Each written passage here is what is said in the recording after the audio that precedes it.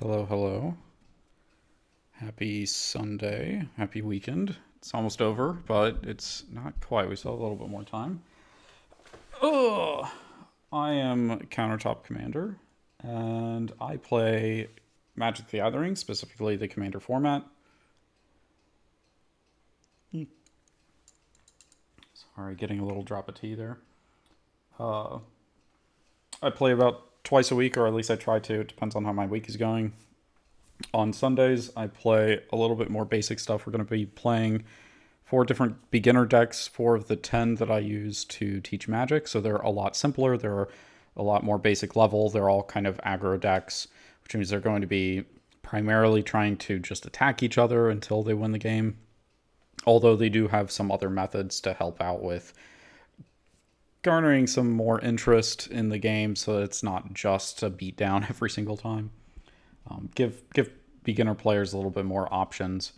And then Wednesday or Thursday, sorry, we're also going to be having some chiming here. I'm still kind of playing around with the idea of leaving it in or silencing it, so bear with me. On Wednesday or Thursday, I typically play something a little bit more complex. But each of the times it's going to be me playing each of the four decks against each other and kind of explaining what I'm doing and why I'm doing it. Sunday, normally we'd go a little bit more in depth on different things. I don't know whether or not I'm going to do that necessarily this time. We may just go ahead and jump into it and kind of do the really basic level stuff only sparingly every so often, basically. And I'm also kind of generally just contemplating how much of this type of very beginner level I want to do, or whether I want to transform it into something a little different each time. And that's just because, I'm taking note of how the Commander format has changed since I first started playing it a number of years ago. And I don't want to necessarily show a type of commander that you're not going to necessarily see if you go out into a store. This is definitely a very, very casual. I play a very, very casual level of commander. I don't have any competitive decks. I have the cards to build competitive decks, but I do not play competitively in any form or fashion. I eschew it as much as possible, basically. So, yeah, let's go and get into it. We have today Sphinxes versus zombies, goblins, and demons. They're all going after each other's throats. So let's go ahead and get started. The Sphinxes are a mono blue tribal deck. They're going to be based a lot around trying to copy things, basically. Just because Sphinxes generally cost a little bit extra to be able to play. So we're going to be trying to make copies of them and then just essentially playing a Sphinx, drawing cards, playing Sphinx, drawing cards, and just kind of doing that over and over again until we have a ultra storm of Sphinxes. We started out with 4 lands, which is a pretty good start, and we have a couple of kind of loose removal and then a low-level Sphinx that we can play. And here we've got our ability to be able to cast our commander as early as turn 4. So I think we're going to go and keep this hand and then pass to the zombies, which zombies are as zombies do. They're necromancer, they bring stuff back from the dead, and they try to swarm everything. So pretty straightforward on this end. And this time we have Ghoul Caller Gissa as our commander, and we also started with 4 lands, which is a little high, but we did get Graveborn Muse and Graveyard Marshal in our hand to help power up our Nykthos Shrine to Nyx. So I'm going to be looking forward to that being the case, where we'll be able to start generating a lot of mana. Phyrexian Ghoul, that will be very good as well, especially if we can get it in combination with Ghoul Caller Gissa. So let's go ahead and play that swamp, and we will pass to the goblins, and goblins are very straightforward as well. Play as many of them as you can, as quickly as you can, and then just keep attacking until everybody else is dead. They do not need much strategy here. And we started off with 3 lands, which is good because that'll be enough to cast Krinko. And we have a couple of other cards that can help out with stuff, help out with getting our attacks in and such like that. So, another land, which that will be really amusing later on once Nykthos Shrine to Nyx comes out. do have a 1-cost Goblin, but this may be really a lot better to play the turn after we get out Krenko, so I think I'm going to go ahead and hold it in my hand. And that's because it's going to give Krenko 1 additional power to be able to attack with, so I think that's what we're going to do. Now, Villa's Broker of Blood, the Demon deck, a little bit more complex. We're definitely trying to get him out as soon as possible, which is going to be helpful, or which sacrifice is going to be able to get us there probably, especially since we have a 5-cost card in our hand. So if we get just enough land to be able to cast Priest of Blood right, then we will be able to get out Veil's Broker of Blood. And not only that, but we have some stuff to be able to keep bringing Priest of Blood right back out if we need to get some more demons and definitely smack face around. So, oh, that's going to be super helpful. Really, we're just looking for another land at this point. So let's go ahead, and we do need this land, so we're going to go and play the Polluted Mire tapped so we can get started on land. And be sure to ask any questions. If you're watching and you're not sure about Magic, or you're wondering why I'm doing a certain thing and I didn't explain it, please ask. We can take the steps we need to understand. I'm happy to explain what's going on and how it works the way that it does. So, Dissipate, that's good. That will help us maybe counterspell a big demon if it comes out. Unfortunately, we're probably not going to... Well, I guess we could save this. We could counter a Goblin, specifically Krenko, if we need to. But for now, just go ahead and keep passing the turn. So the demons, let's see what they're doing. Animate Dead. Beautiful. Okay, so Swamp, and let's go ahead and play our Graveyard Marshal. Yeah. Let's see. So that's going to feed pretty well into our Nykthos Shrine to Nyx once we get a couple of more mana. For now, it'll just have to sit there and hold the fort for us, especially against something like Krenko. If we have to use Graveyard Marshal to block a Krenko, then that's what we have to do. Goblins, let's see. Disrupt Decorum, nice. So this is going to, again, help us get in a block when it would be otherwise problematic to do that. We're also going to play Goblin Diplomats, so this allows us to force people to attack if we need to, which means that we'll be able to create openings on players that otherwise we wouldn't be able to create openings on. It does mean that there's a possibility we'll be attacked because we have that Goblin out, but even still.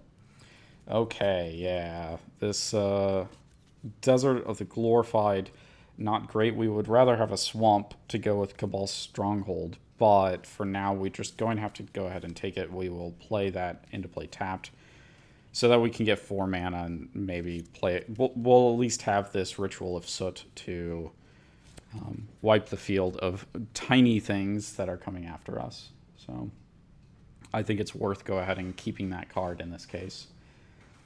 As we move back to the Sphinxes, they draw a card. Oh, another Sphinx. That's nice. But this turn we are definitely going to... We want to be able to get our Sphinx out. The sooner we get our commander out, the better off we are. So I'm going to go and play Palladium Mirror. And then let's see, what else do we want to do? So we'll have the additional land that we need next turn to be able to cast Unesh. And Unesh is going to be a good blocker in and of itself, but then it'll allow us to, the next turn, play multiple Sphinxes. So I think we're in a really, really good spot right now to make a really good play starting in the next turn, basically. So, zombies, though. Ooh, nice. So we have another zombie. That'll be good later. Let's go ahead and play a Swamp. We still don't... Well, I guess we could go ahead and play the Phyrexian Ghoul since we have the 3 mana. So we'll go and play that, and that'll help us in case there is something crazy that happens and somebody gets something that a creature that Graveyard Marshal can't take out. Then at least we have Phyrexian Ghoul to do something about it. Okay, so the Goblins are going to go. Tap, draw card. Dark Dweller, Oracle. not too shabby. Not the card that we need right now, but it will be a good card for card draw later on. So let's go and play our last mountain, and we will play Krinko. We're holding off on the Thespian stage. We could play it, it doesn't really matter, but we don't necessarily want to give our opponents the option of knowing what we might have in store. So we're holding it off for now. But we're not going to... Well, actually, we could attack. Let's go ahead and attack with the 2/1 Goblin and attack the Demon deck. Just because we can. They don't have anything there, and we are sort of a nickel and dime type deck, or more like penny and nickel deck, because of the number of goblins that we have, and the current hand that we have. So let's see. The demons got that swamp. That's nice. Okay, so we're going to keep needing more and more swamps to really be effective, but I think we're okay. We're still shy a land to be able to do anything at this point, but that's going to be okay. We'll be able to wipe the field and really hurt a bunch of players with that here shortly, so we're okay with holding off for now. Okay. Ooh, Goliath Sphinx. Okay, that's going to probably come out here shortly, because then we'll have Sky Superiority. So we are going to cast Unesh. And when it comes into play, let's see. So we reveal the top 4 cards of our library. An opponent separates them. So let's go and have the demon. Well, actually, let's have the goblins. And the reason I'm saying that is because both the other 2 decks have the ability, like, because they're black cards, because it's a mono black deck, they're undoubtedly going to have search cards in their deck. And because of that, we're going to claim that we don't really know. We know whether or not those decks have search cards in them, but we're going to say, like, just in general, mono black decks have the ability to search unrestricted, which means that they could pick things that they'll hope we take and then be able to search up an answer for it. So we're going to say the goblins because it's less likely they're going to really be able to do anything about whatever they give us. So let's see. So we have 2 lands and 2 creatures. We don't... Well, let's see. So what we could do is we could basically give them 3 lands or clone. Because we don't really want to do this because it's probably going to take the Pilgrim's Eye and the clone, most likely. I'm speaking as the Goblin deck here. So generally this would probably be a good fit. I could see saying both the lands and Pilgrim's Eye together because the 3 of them can't do much. Like, by themselves, they don't do much. Like, yeah, we're giving them a bunch of land, but Clone is a really, really good card, or potentially really could be. So let's go and say this. Let's go and try this and see what they take now as the Sphinx deck. This is our options. We are going to draw more cards, so we don't really need to worry about not getting lands. So let's go ahead and just dump all of those, and we'll take the clone. That way we don't have to discard a card, but also it just means that like I said, we're not really worried. Now, that being the other part about that, of course, is that everybody else now knows that I just took only the clone, which could indicate to them that I have all of the land that I already need, or that I have some way around not having land. Now, so that kind of telegraphs a little bit what could be in my hand, that I have everything that I need already. So that could put me in trouble for getting attacked. Okay, so, but we can't attack it or do anything else that turn, so we're just passing. Yeah, let's see here. So we have swamps. We have Shrine to Nykthos. Shrine to Nykthos doesn't really grant us any additional mana yet, but it will shortly. So let's go and do the swamp. We'll pay 4. We'll play Graveborn Muse, and then next turn we have a little bit more additional mana to be able to probably, with whatever we draw from Graveborn Muse, we'll be able to play, hopefully. So I think this is what we want to do. Now the question is, do we want to attack? Because we could still block with Graveborn Muse if we attack. We can't attack the Sphinxes because we really want the creatures to stay out. We could attack the Goblins because they can't do anything about it. So let's go ahead and separate our attacks. We'll attack for 3 against the Goblins and 2 against the Demons. And we'll have to worry about the Sphinxes later. So Goblins are going to take 3 because they're not going to block. Demons don't have anything to block, so they're going to lose 2. Okay, so after that, I'm going to pass the turn. Goblinly googly gooks. Okay. Krinko. What can you do for me, buddy? We need you to deal some damage here. Okay, so Goblin Trashmaster. We could play that instead of playing the Goblin. We have this Goblin Bushwhacker that will give Krinko a +1 this turn only. But we could do Goblin Trashmaster. And it gives a more permanent +1/+1. So I think that's what we're going to do. Let's go into do Goblin Trashmaster. And let's think about this. So Krinko is going to be a 3/3. The zombies did attack us. A 3/4, sorry, because it's a 2/3 right now. It'll be a 3/4 after it attacks. Let's see. So yeah, let's go and attack the zombies with Krinko. So we'll do that, and maybe at the beginning of the Sphinx's next turn, we will activate Goblin Diplomats, and then we'll be able to attack them, or at least have the choice of being able to decide about Sphinxes versus zombies and who is more important to get rid of. So because we attacked... Oh, wait, this is only 1. What am I doing? It is a 3 power, though, so we're going to get 3 little goblins to act as blockers for nasty zombies.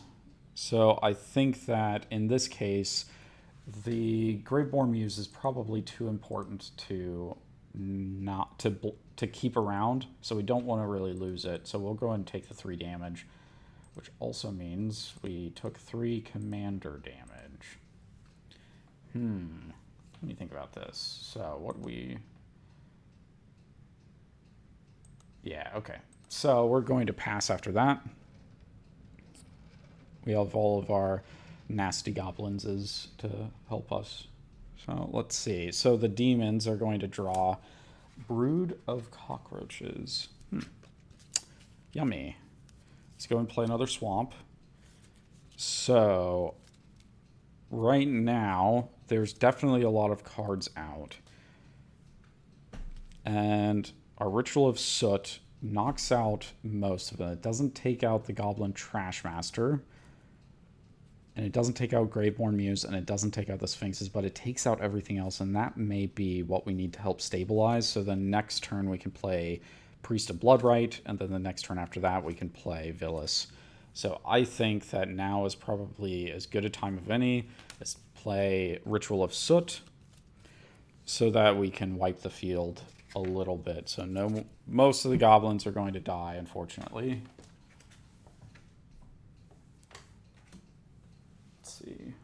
And the zombies are going to lose a couple as well. Now, we could have activated... Goblin Diplomats, but it's kind of a moot point right now because there isn't really any other artifacts out to do something. And the blue deck has a counterspell in hand, but it can't cast it because it doesn't have any mana. So I think that probably works out for... what we wanted to do. So let's go ahead and pass. That's all that we can do. We're tapped out. So untap, draw a card. Itemus All-Seeing. Okay, well, we could be going kind of crazy. Let's see. 1, 5, 3, 2, 4, 7. So we need 6 different mana costs. So 1, 2, 3, 4, 5, and we need 1 more different converted mana cost, and Artemis the All-Seeing will start doing crazy nonsense. So let's go ahead and let's go ahead and start taking advantage of that because we could end the game right here. At least very quickly. So let's go and play Artemis. So let's go and look at the top 4. We will again choose Goblins. The Goblins are going to do this. I think that in this case, we do want the lands this time. So we're going to drop that one. We're going to go and play a land for the turn. And then we have too many cards in hand. So we need to get rid of a couple. Let's go ahead and get rid of an island, and we will also get rid of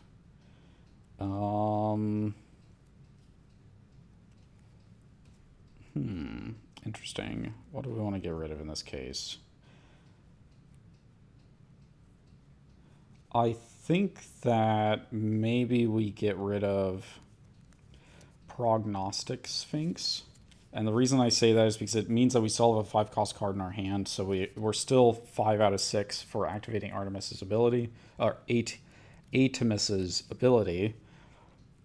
But if we need to use Aether Gale, then we will be able, like, we can do something with it. Now, actually, we do 6 different converted mana costs. So Island actually counts because it's 0 converted mana cost. So at the moment, we actually have all of the cards we need to be able to have Artemis activate. So that's really good news. We're going to pass the turn.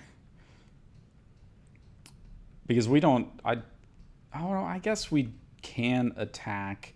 In this case, we're going to go ahead and swing 4 damage at the demon deck in sort of revenge. So they're going to take 4 damage and 4 commander damage. Yeah, there we go. Because we can still use Artemis as a blocker. Okay. Zombies. Untap. Draw a card. Swamp. Okay, so in this... Oh, wait, we lose a life at the beginning of our upkeep to draw an extra card. So we need to draw a second card. Crypt Breaker. Okay, so in this case...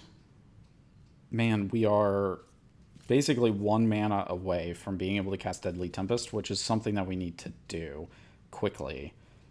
But we don't have the mana for it, unfortunately. So let's go ahead and play a Swamp. And let's play this guy. So then we'll have enough mana with Nykthos Shrine to Nyx next turn to be able to cast Deadly Tempest. It gets rid of our stuff, which is unfortunate, but it means that Artemis is not on the field anymore. So that's what I'm going to do. And just kind of cross my fingers that Artemis doesn't attack me. Okay. Untap. Draw a card. Quest for the Goblin Lord. Okay, that's not great. Because we need the mana. we need another mana or something that we can do to take out the Artemis. Let me think about this.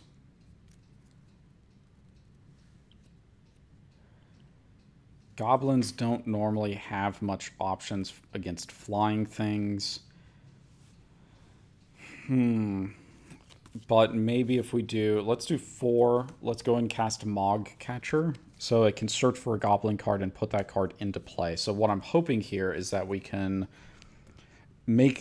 grab a goblin card that can help us deal with Artemis in some form or fashion and call it good. Because I don't know that we have... Since we can't play Krenko and just out-aggro them before they can kill us, we're going to have to do something else. So I'm not going to attack, though, because in this case, I want everybody else to survive, basically.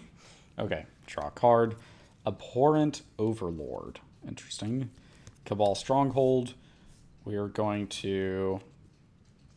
We don't have anything else that we can do other than just try to get Villas out. And because this costs 3, so we need at least 4 swamps to... No, we need... We need a bunch of swamps to be able to start... Yeah, we need... I guess we need 4 swamps to break even. I think that's... Yeah, so...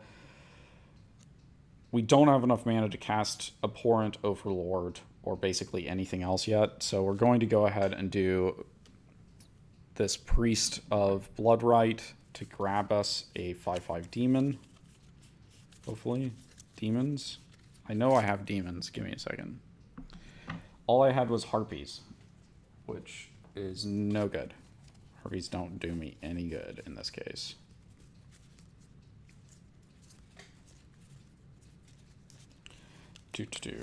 I have a bunch of tokens, so that's what I'm looking through. I'm trying to see if I can quickly find something that will make do for us.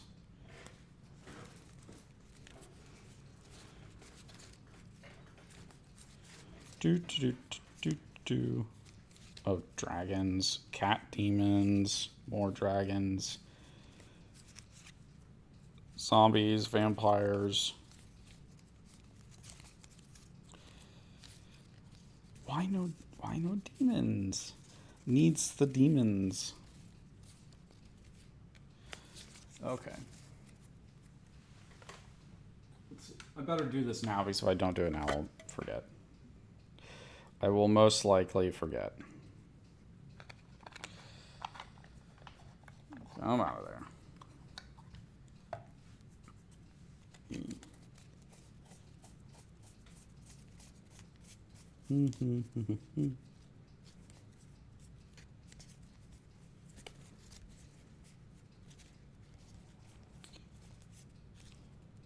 Zombies and more double-faced zombie cards because one face wasn't enough. Good lord, I have a bunch of zombie tokens.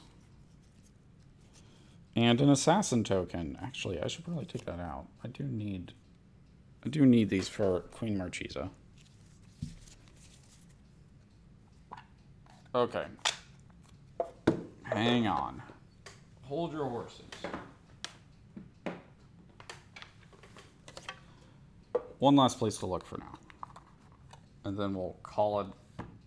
I still have the ability to make them show up, but let's see. Vampires. Oh, interesting. Wait.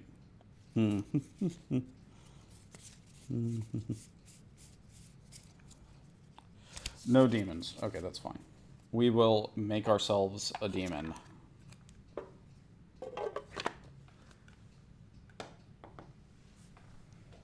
We have the technology. Which we could have done earlier, but it's much more fun to have the actual token if we can. So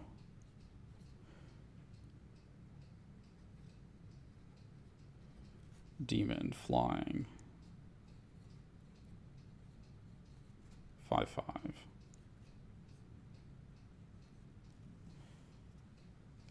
Yeah, so that's how we're going to block.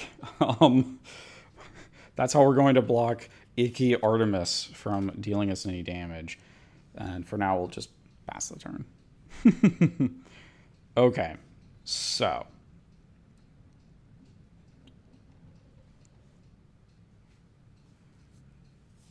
untap. Untap. Upkeep. Draw a card. Island. That's good. Let's go and play an island. Now. I think that...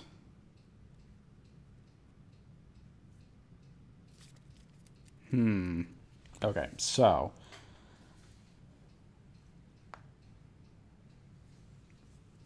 who can we hit? We can hit zombies, we can hit goblins, and we can hit... we maybe could potentially hit the demons if we had the card for it. It doesn't look like we really have the cards for it yet. But we potentially could. So...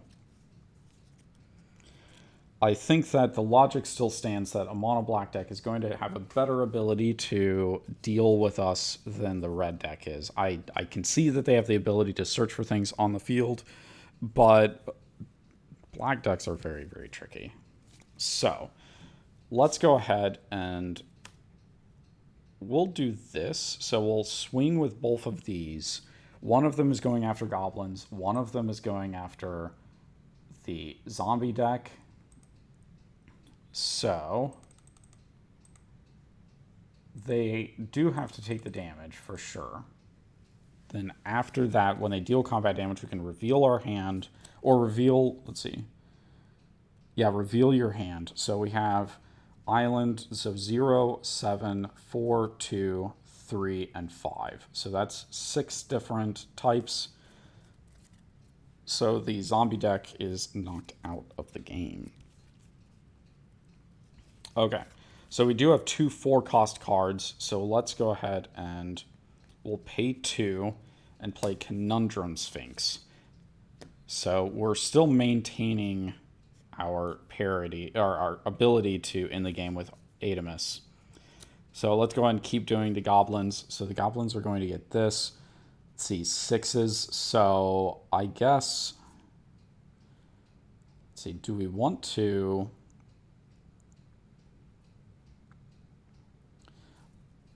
Well, they're going copy of target artifact or copy of target creature. Okay. Well, let's say this. So they have to make a copy of a token with Saheeli's Artistry.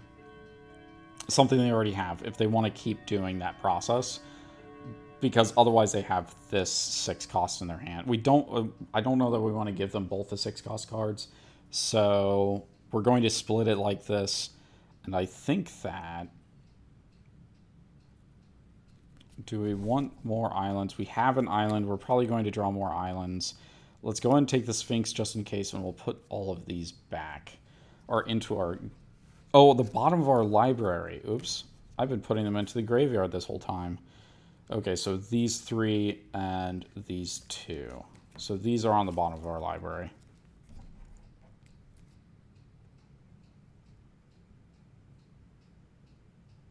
Well, let's see. Oh, I'm looking at the wrong card. Okay, into the graveyard. Okay, it does go into the graveyard. Sorry, I was looking at Conundrum Sphinx and going, wait a second. Okay, so does this change anything? And I think it does. It means that we do have a counterspell now. So we still have all of the different converted mana costs that we need. So we have 0, 2, 4, 5, 6, and 7. So we have that, which means that we can use this counterspell to help protect us if we need to. Which is good. We do need to do the protecting. Okay, pass the turn. Poor zombies, already dead. I think we'll probably do a second game after this with these same decks and see how it goes. Because this Adamus may make this into a very, very short game, so. Okay. Do this. We'll just set it right here. We'll do the same order again next game, but we'll leave it right there for now. Okay, goblins. So, untap, upkeep. Let's see. Goblin Recruiter. Okay, well, that doesn't really help us out any. Let's see. I think we need to activate Mog Catcher and just see what we have that can deal with flying in the Goblin deck. There's not much, if there is. But it's all that we can do at this point. Let's see.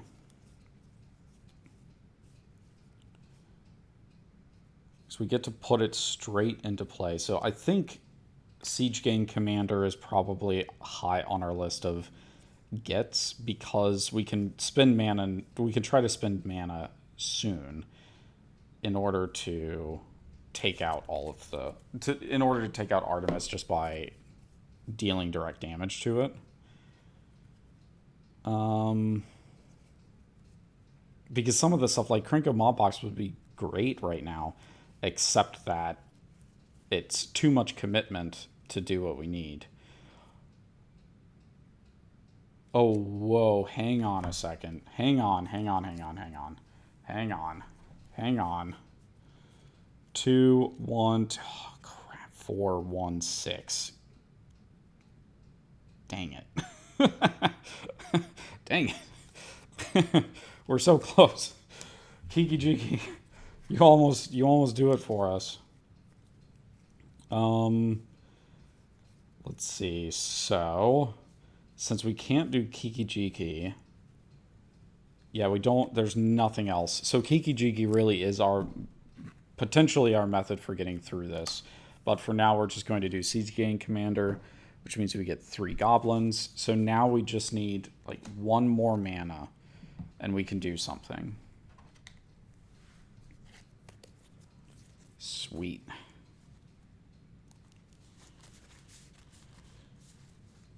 Sweet, sweet.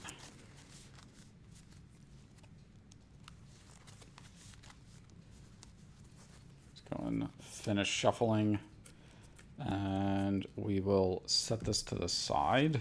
Now let's see here. So basically we have 1, 4, 2, 6. So we have duplicates of 1 and 2.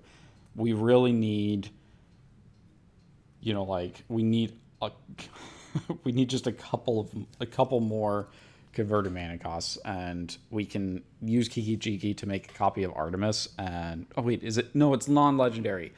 Dang it. No, can't do it. Okay. I thought I was going to be super clever there, but I'm too clever for my own good. Let's see. So the demon deck is going to go. At the beginning of our upkeep, we lose 2 life from the priest. So let's see. Untap, draw a card, swamp. Nice. Perfect. More swamps, good for us. So we are going to pay 1. We are going to play sacrifice. So convert a mana cost. This sacrifice for 5 mana. We need 8, so we just need 3 more mana there. And that's enough to play Vilis, Broker of Blood. Unfortunately, the Sphinx deck, foreseeing this, is going to cast Dissipate and exile that card. Oof. So now we just have a 5/5 flying demon. Barely surviving. Now we're way behind on mana. We're going to have to get tons of mana, probably. Let's see here. We do still have some options, but let's go ahead and hang for just a second. We're going to just pass the turn because we need a blocker for Artemis, because otherwise they're just going to attack us. So, let's see. Untap. Upkeep, draw a card. Dream Fracture. So another counter spell. So I think we want to hold off on our hand. We will have to do something. We're going to have to do something about getting past that demon at some point. Oh, wait. Okay, so we still got it, because with the Dream Fracture, now we have the ability to cast Snap and get past the demon. So that's what we're going to do. We're going to go and cast Snap. Return target creature to its owner's hand. Bye-bye, demon.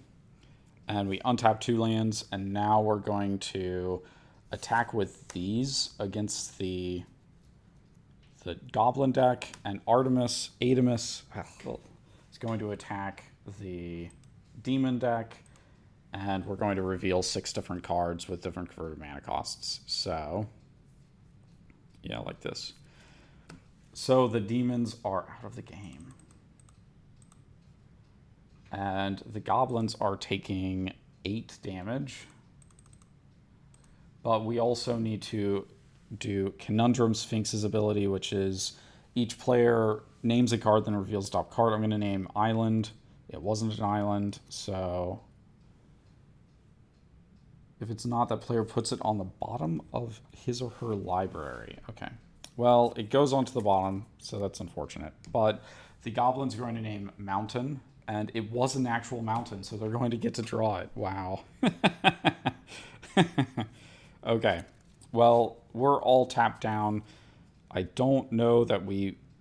Well, we could honestly play a card this turn. Let me think about this. We could go ahead. We can just win with win with damage, basically. So let's go ahead. Actually, let's go ahead and do that. We're going to go ahead and tap 5. We're going to cast Aether Gale, returning 6 non-land cards to their owner's hands. We're going to return all their goblins. So now they're not going to get to Mog Catcher again, and it means that the Siege Gang commander has to wait another turn.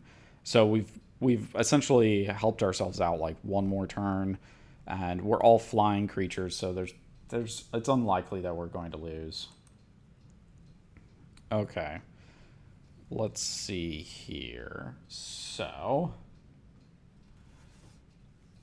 untap, these are all in our hand.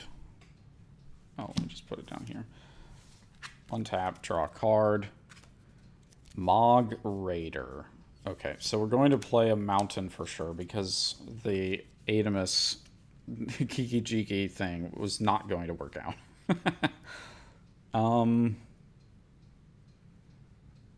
The question is, what do we really have? In reality, what do we really have that can do something one turn?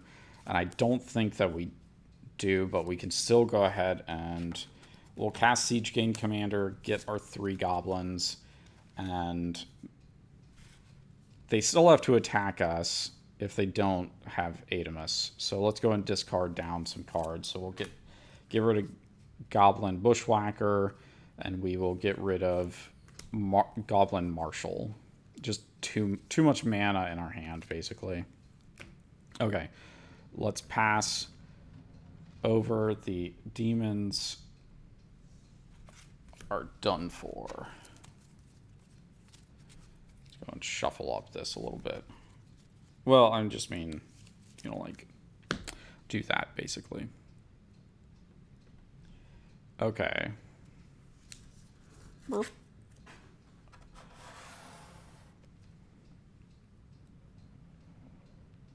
Looking around, the Sphinxes are going to go. Untap. Upkeep, draw a card. So we have an island in hand. We have 2 islands, unfortunately, so that doesn't give us the additional converted mana cost that we need. So let's go and play an island. And, let's try to do... Just because we can. Let's go and tap 4, and we will play Ormos Archive Keeper. So we get to do this. We only have 1 opponent, so it has to be the goblins to choose. They're going to separate it into 2 piles like this. Actually, more like this. Is that how we want to do it? Because we don't really want them to have the favorable wins. So I guess we give them everything else because they've revealed a 6... Well, that was their 6 converted mana cost card. So this is replacing it, but... Let's see. Okay, that's already going to separate it. What do we want? So we have 1, 2, 3, 4. This favorable wins would be 5, but we don't really care. Let's go and put these into the graveyard. And we will go ahead and play the favorable wins. So now we're going to attack with these creatures. So it's 15 damage. They do not lose the game this time. But it does put the goblins down to 10 life. So essentially they have 1 more attack. They have to do something their next turn. Even if they kill Adamus. I'm going to miss saying that every single time. Adamus.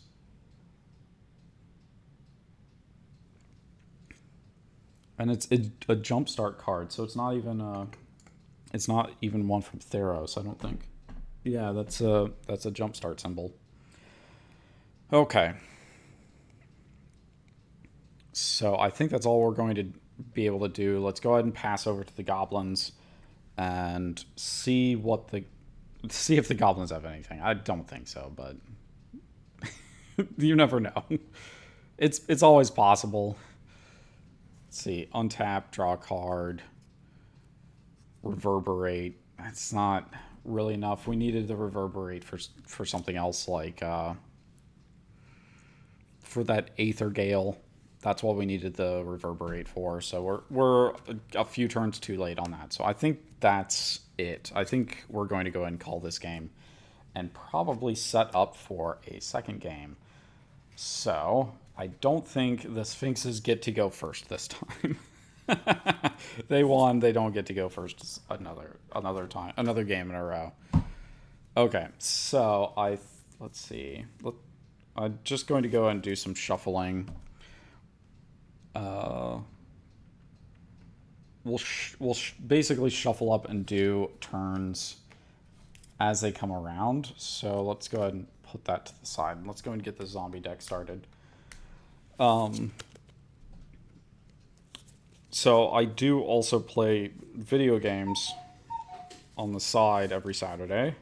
That's another thing that you can join in and watch if you'd like. I play mostly like retro games, basically. I can play newer games, but I haven't gotten around to it yet. I've been kind of focusing on old games.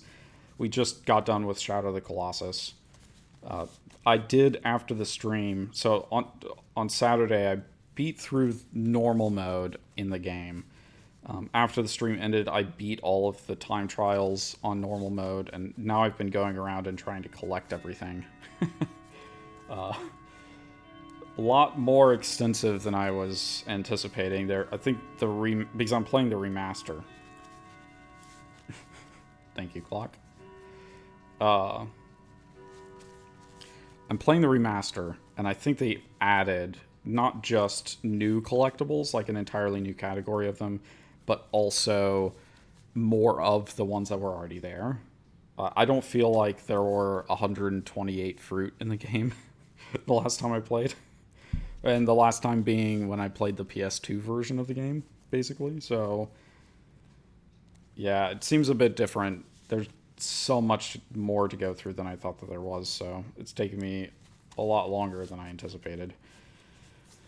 Oh, let's see. Zombies. What do you got? What do we got here? One mana is not enough to play on.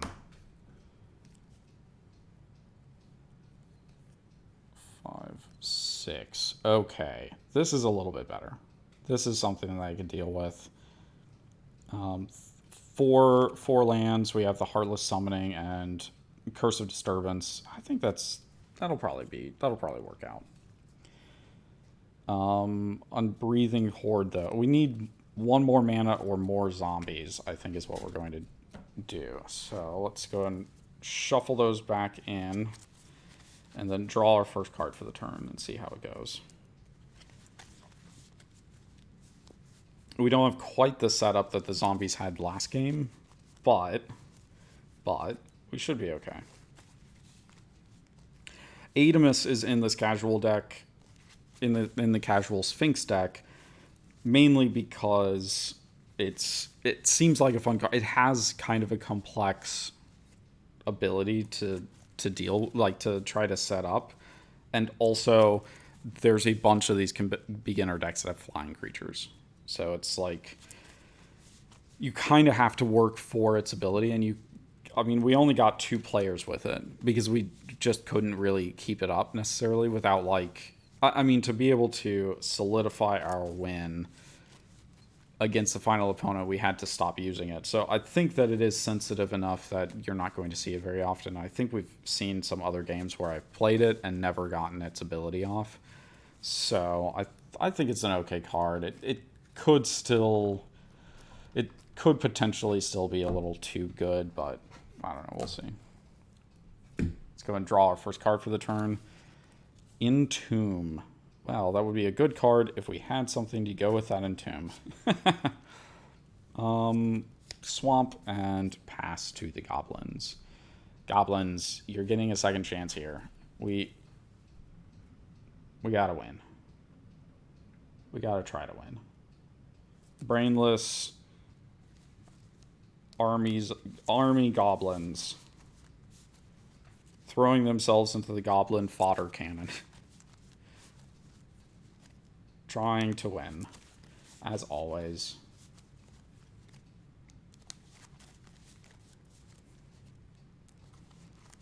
Hung out until the end of the game, at least. I mean, you could argue that they weren't as much of a threat, but still.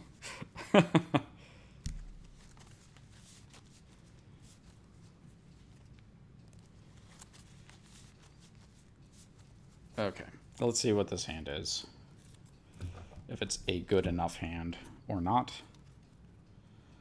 Oh, wow. Okay. Well, that... Oh my gosh, these are all... Whoo! Woo! Woo! Woo! Cranko. Cranko, buddy.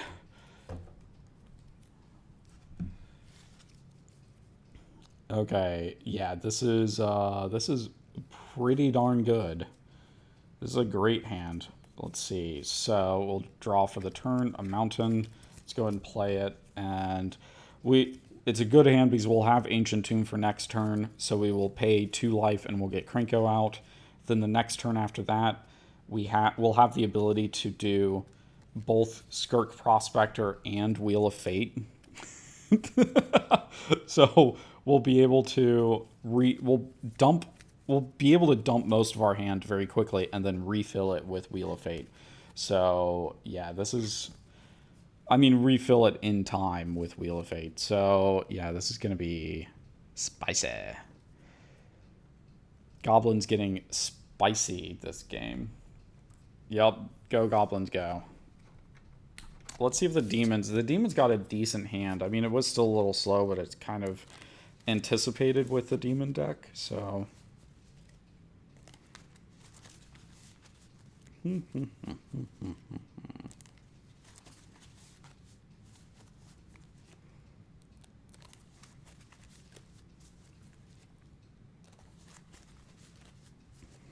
Keep shuffling here for a second. Get all of those cards mixed back in. So another thing that I'm thinking about, and it's just off screen, but it's a little bit too far to reach while I'm sitting down right now. Going to try to probably do the Plains Chase again soon, and what I'm going to do is instead, normally I've been using the Ask Urza website to help create random effects to slap onto basically custom cards. Well, instead, I'm going to have a pile of Yu-Gi-Oh cards, and we're going to try to do the same thing. we're going to translate old Yu-Gi-Oh cards into Magic cards and use them as randomized effects. So that's going to be fun. And it's a stack. I mean, like, it's a stack of like this many cards, so it's a lot that we can do for randomization stuff. Look, that's not even close to a good hand, an acceptable hand. What is with this? I don't think this one is either. Where are all the lands? Jeez. Okay, so this is a little bit better. This is actually potentially keepable. Holy crap, it took like multiple one-land hands. Absolutely unacceptable.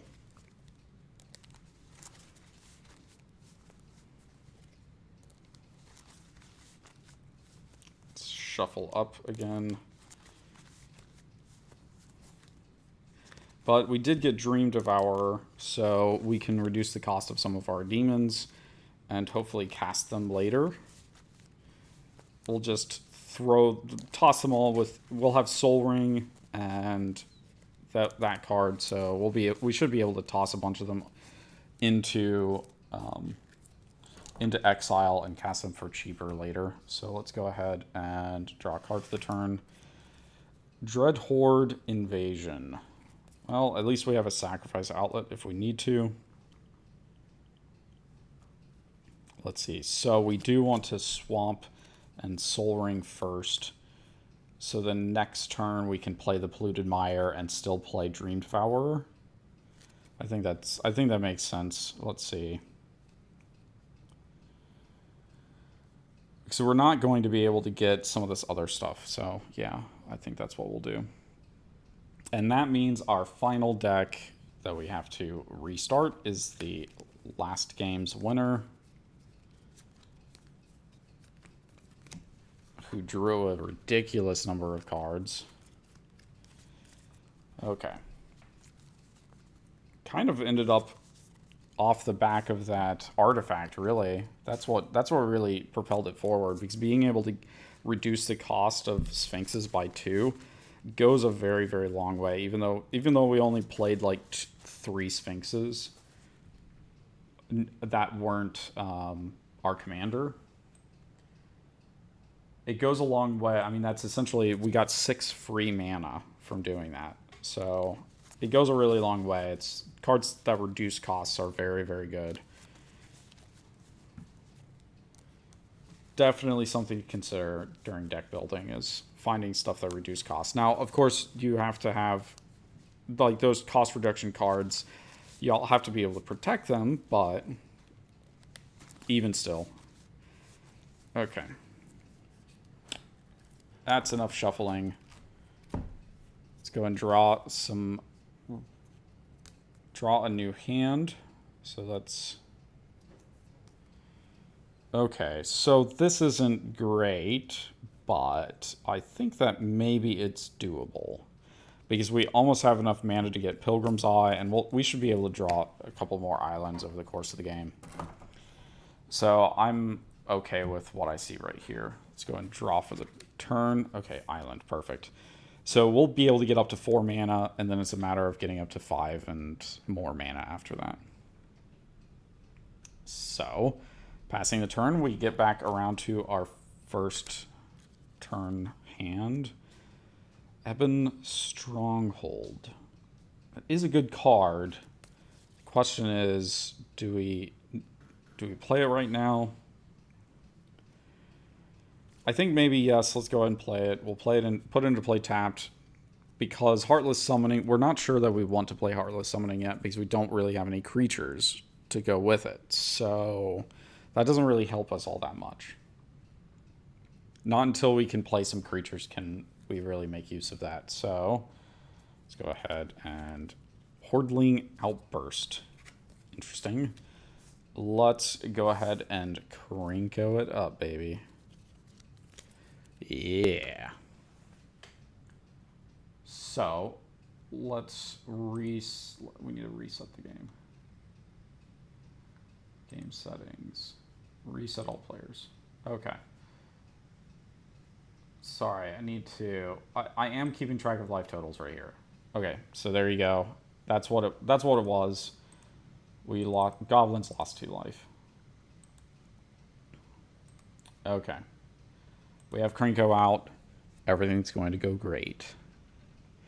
As long as a Ritual of Soot doesn't destroy all converted mana cost 3 or less creatures.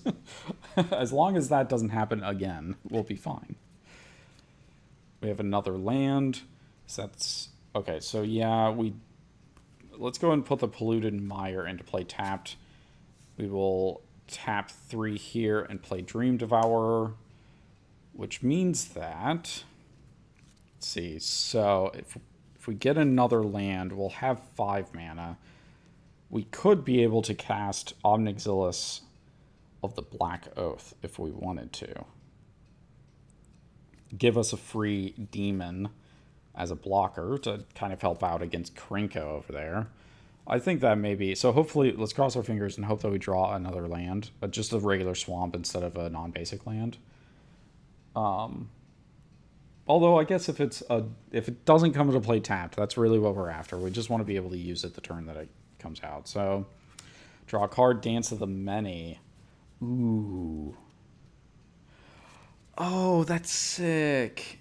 Oh. Oh, that's sick. Is that what we do? Do we get our own Krinko?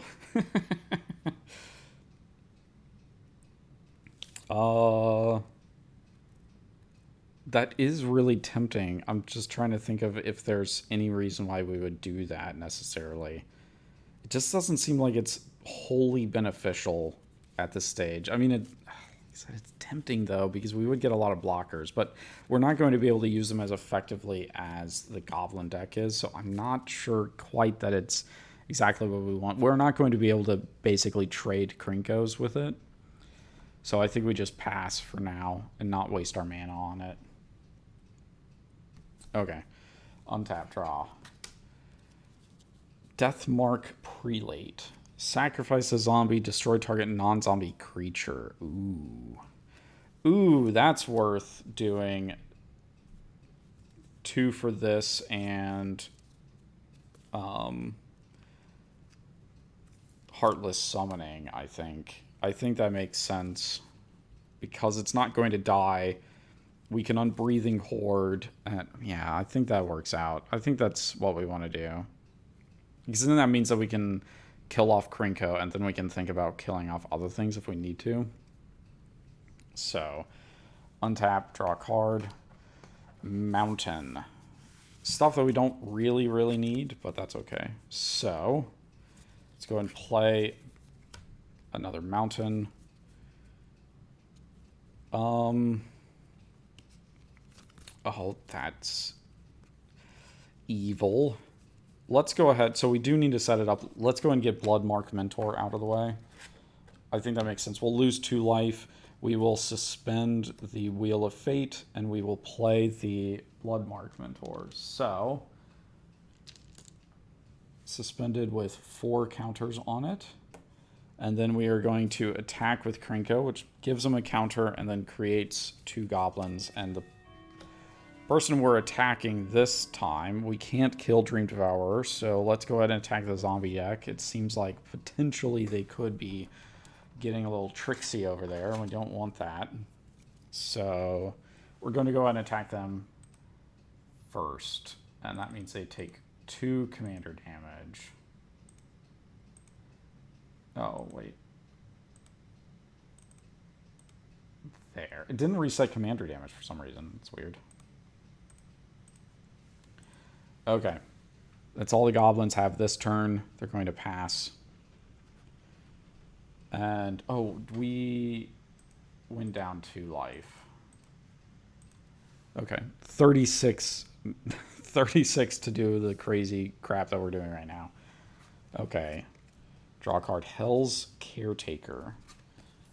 Okay, so let's see about this. I think we do want to put Baron more into play tapped. So unfortunately, we can't do all of the things that we were thinking of doing, namely getting Obnixilis out. Let's go ahead and we are going to foretell 2 cards. So we exile them face down for 2 mana each.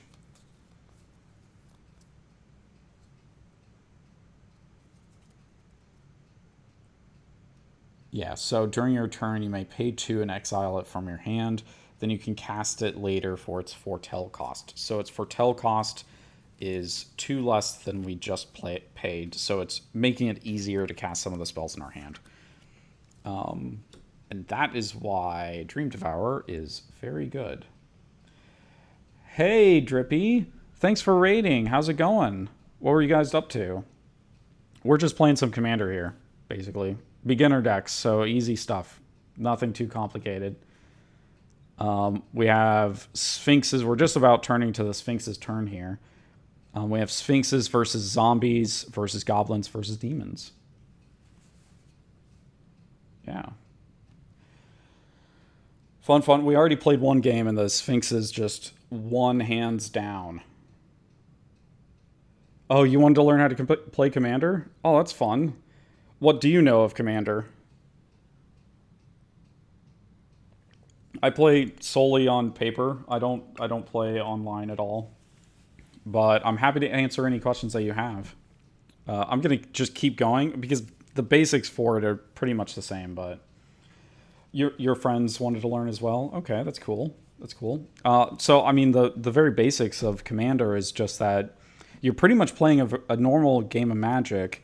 You just have the addition of a commander. In this case, like this Sphinx deck, its commander is Unesh Cryosphinx Sovereign. So essentially when you start building a commander deck, you choose a legendary creature, and then you build off of or around that commander, that legendary creature.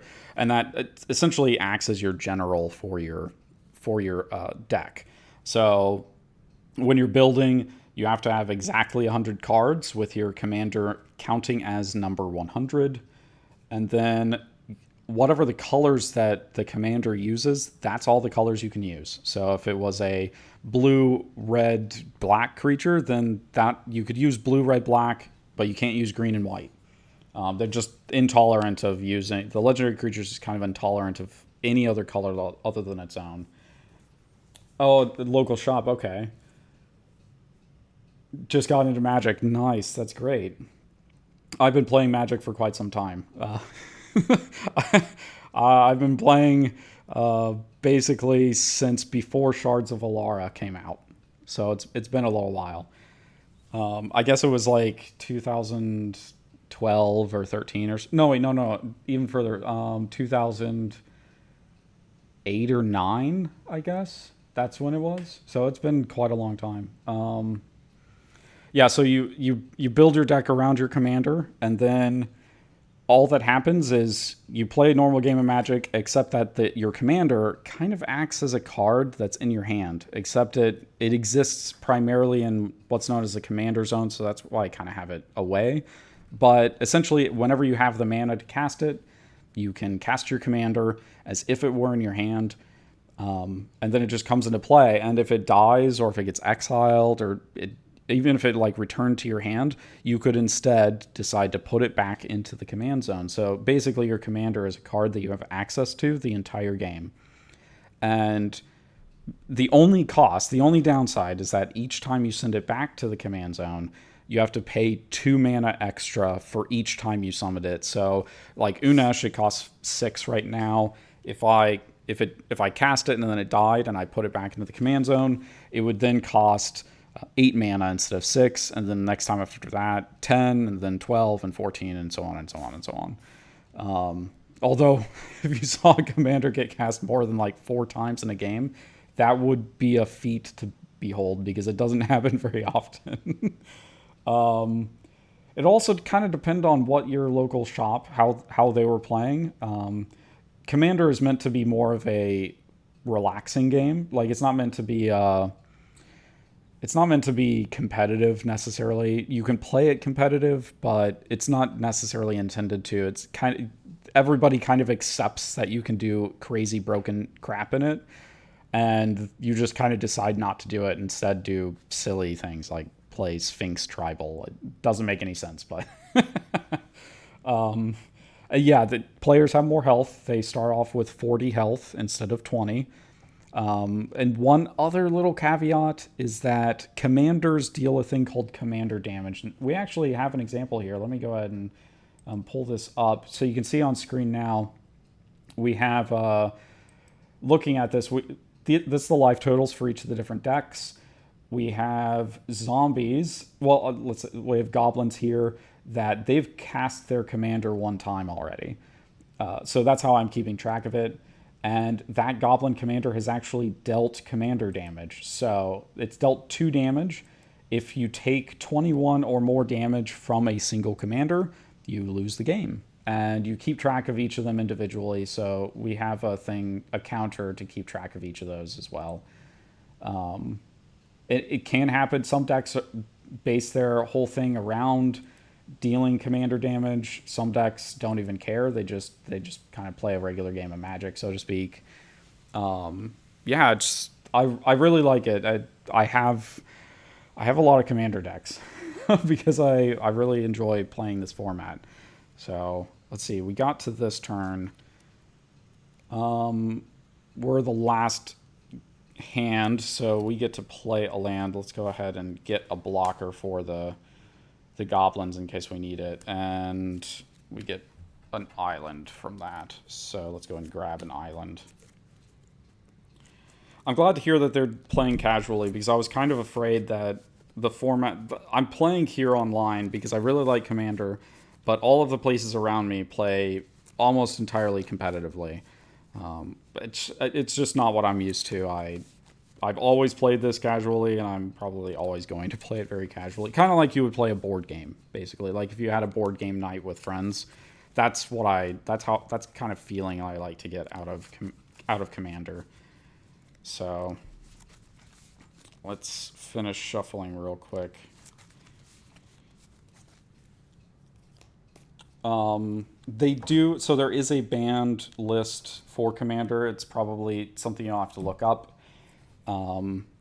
Just because there's a bunch of different cards on there, and the banning scheme for it is a lot different than what you'll see with stuff like Arena or just any other format really, because it's the way that they ban cards is basically they've figured out, like the people who are in charge, they've kind of figured out what the more unfun cards, like cards that just they never can be applied in a way that's very fun to play against. So those are the cards that they ban, and they try to ban as few cards as possible. So even when a card can end up being really unfun, it doesn't necessarily get banned just because just because some like one person finds that it's unfun. It really has to be a card that is just really difficult to play in a very fun way. Like for instance, Primeval Titan is a card that's banned, which really surprises people that it's banned. But it's because when Primeval Titan was a card that you could play in Commander, it was just every green deck ran it, and every non-green deck played a way to take advantage of Primeval Titan. So it was a card that kind of wrapped the entire format around itself, because if you didn't play the card, or if you didn't play a way to like steal it or copy it or something like that, then you just would never win a game, because whoever had Primeval Titan won the game basically. So that's like to kind of explain that's how a card could end up being banned, is because it's just like it's so overwhelming, it kind of takes over everything, and it feels like a fun card to play, but at the same time it just kind of ruins every game, because every game becomes about playing Primeval Titan basically. So let's see, zombies are getting to go. Let's play a swamp. What were you playing in Arena? Do you have a deck that you like to play? Let's see. So our costs are reduced by 2. Let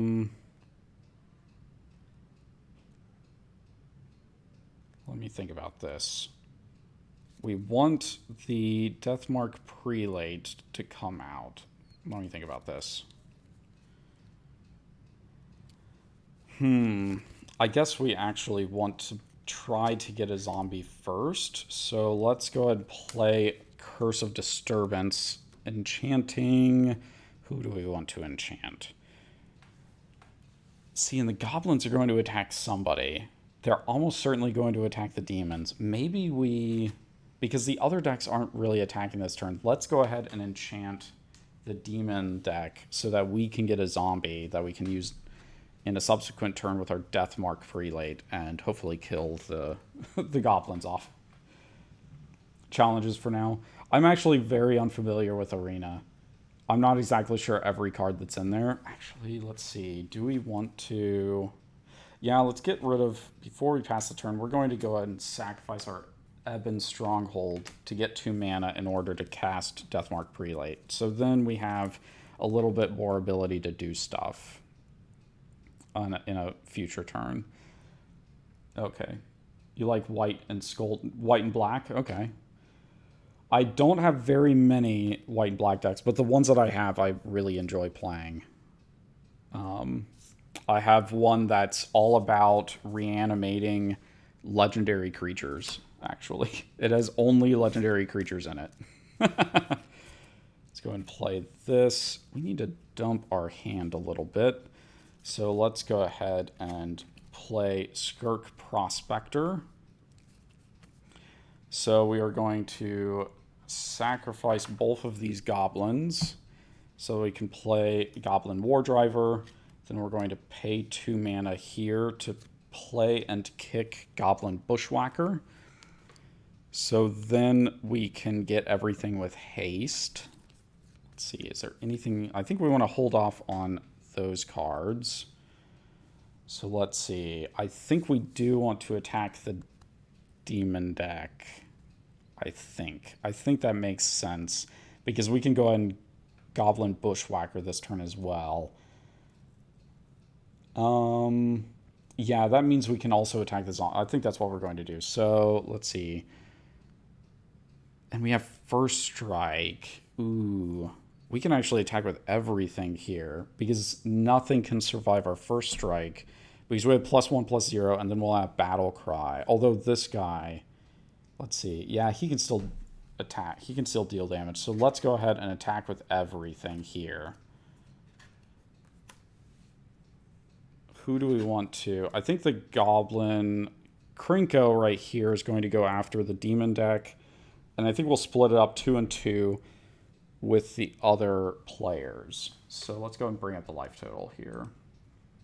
Okay, so would the Demon deck block? Well, I guess first, actually, we get a counter on Krinko, and it has its original attack. It has 2+1/+1 counters.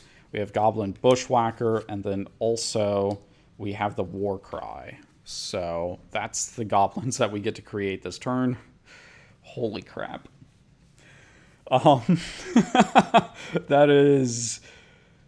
That feels kind of busted. Let me think. What do we want to do?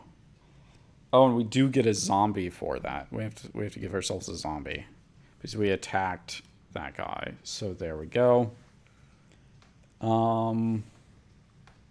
I think no, we want to save the Pilgrim's Eye. Let's go and do the regular damage first. So the Sphinxes are going to end up taking, let's say it's these two. So move that out of the way. They're both 3/3s, so Sphinxes are going to take 6 damage this turn. And then I think the zombies aren't going to block, so that means that we have 3 damage here and 4 damage there, so 7 damage to the zombies. And the demons aren't... I don't think they really want to block here, because I think they want to keep their Dream Devourer at least one more turn. So, especially because we're going to get the command... We're going to get a Planeswalker out to create blockers. So, we're going to take 3, 4, 5... Yeah, we're going to take 5 commander damage here. Ouch. That's a bit rough. Okay. So yeah, normally they call white-black decks, they'll call it Orsov, because there's a set of cards that centered around a plane of existence called Ravnica. And one of those was white. So the Ravnica as a place is divided up into each of the 10 different color pairs. And so each of the color pairs got a name because of it. And the white-black combination was called Orsov. Interestingly enough. Okay, I think we resolved the damage. So we're going to go ahead and move back over to the demons. So... let's see. Oh, yeah. The zombie deck got a zombie from attacking. So I guess we could have blocked, but we need that zombie to sacrifice for next turn. Okay. Untap. Draw a card. Bloodspeaker. Huh. Well, as cute as that would be to play, I think we want to play something else that's in our hand, or over here. So let's say this cost is reduced by 2.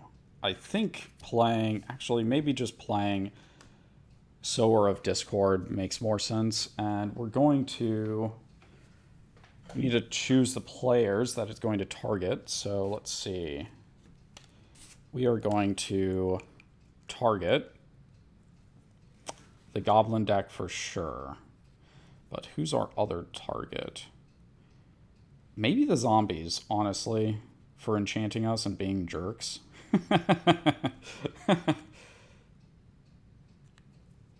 Yeah, I'm happy to answer any questions. Just as they come, I'm happy to answer. So let's see here. We don't have enough mana to cast anything else, really. So I think that, well, no, let's see. Yeah, I think that's it for the turn, unfortunately. We're just going to have to live with the Curse of Disturbance. But the Sower of Discord will definitely help us power out a bunch of damage really quick. So, Sphinxes are going to go. Let's see, draw. Oh, an island. That's nice. If only we didn't already have an island in our hand. Okay, we are going to play Conundrum Sphinx. We need to get some kind of blocker out for the goblins, and we're about to like lose all of our cards anyway because of the Wheel of Fate over there. So we're doing nothing else but just passing the turn. Zombies, untap, draw a card. Gravecrawler, holy crap. Now, if only I had something else. I need something to keep the Gravecrawler out. Because it dies immediately. Let's go and play that. We need 3 mana. Let's go and pay 3 mana, tap this, sacrifice this zombie, and we're going to kill Krinko. Because that was absolutely needed.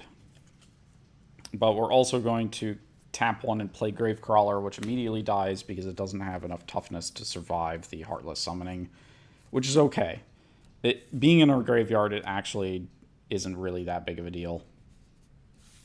It does mean that we can play Unbreathing Horde next turn and sacrifice it to kill Krinko again if needed.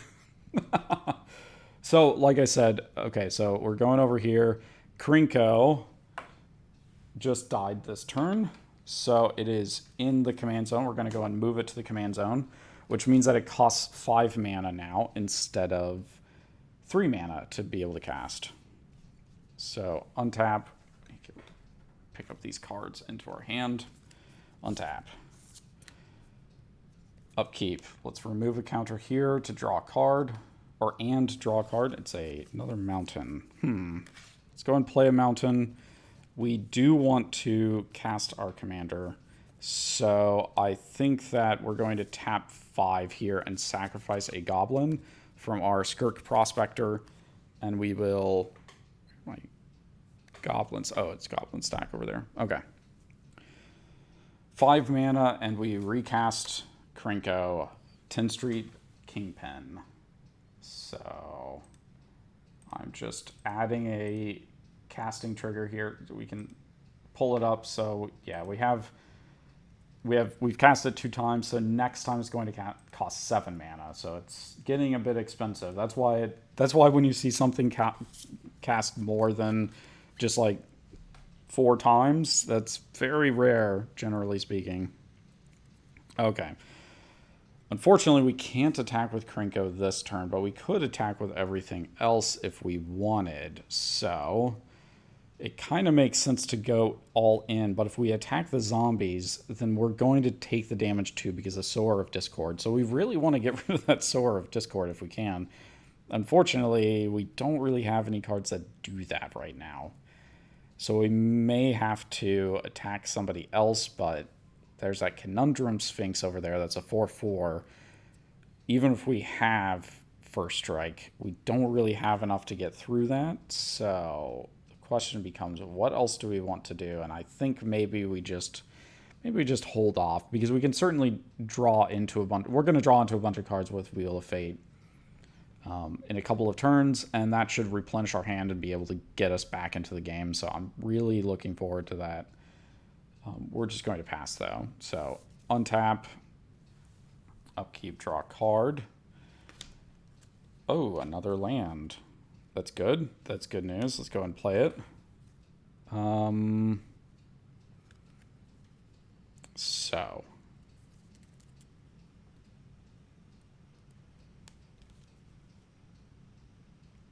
yeah, I think that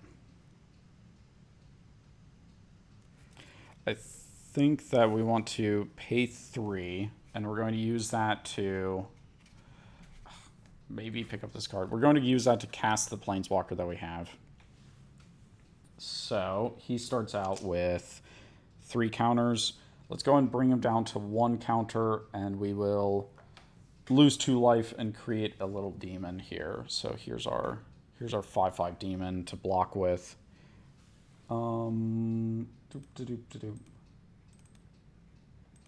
We lose 2 life from that. So let's think. Is there something else that we want to do? Maybe we... Let's think about this. we want to reduce costs with Dream Devourer when we can. We're 1, 2, 3, 4, 5, 6 mana, so we need 2 more. Maybe we...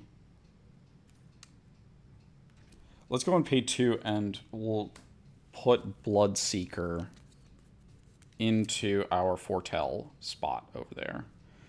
It would be nice to be able to do another one so that we could do Exsanguinate, but hopefully Dream Devourer is enough down the priority of killing things that we're still okay keeping it out.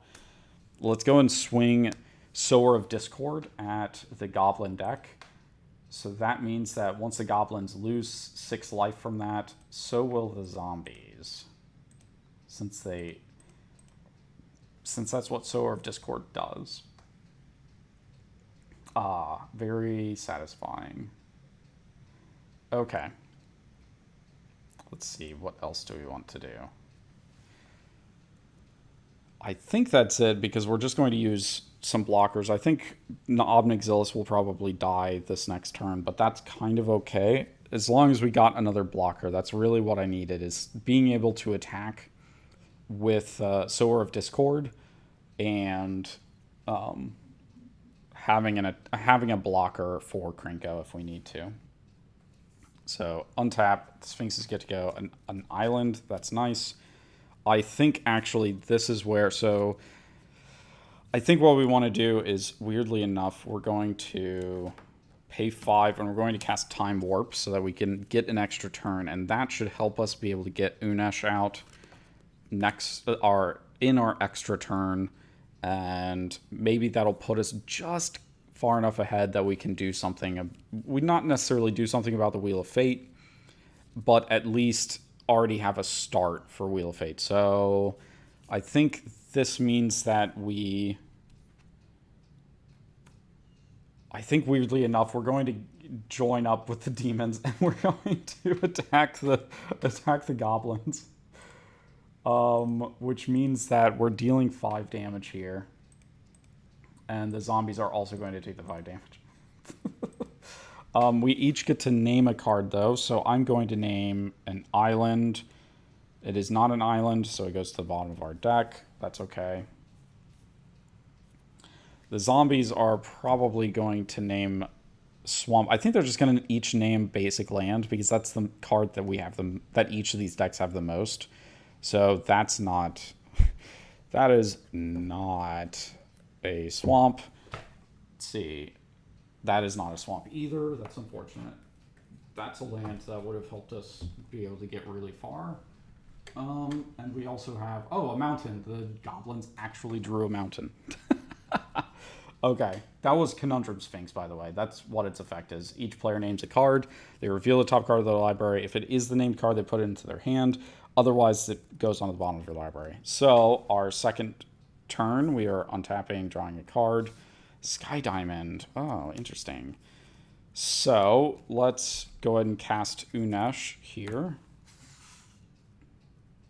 Go ahead and cast Unesh, which means that when it comes into play, we reveal the top 4 cards of our library, have an opponent separate them into 2 piles, and then we choose one of them. One goes into our hand, the other into our graveyard. Who do we want? I think that we want the zombies to choose, just because. Okay, so 2 lands and 2 non-land cards. Let's see. So these 2 lands. Hour of Eternity is a really, really weak card right now. They don't have very many. They don't have much mana to be able to cast it, and they don't really have a graveyard. So I think that maybe we do this split here. If I was the zombies, this is the split that I would do. A big old Sphinx, and then 2 other...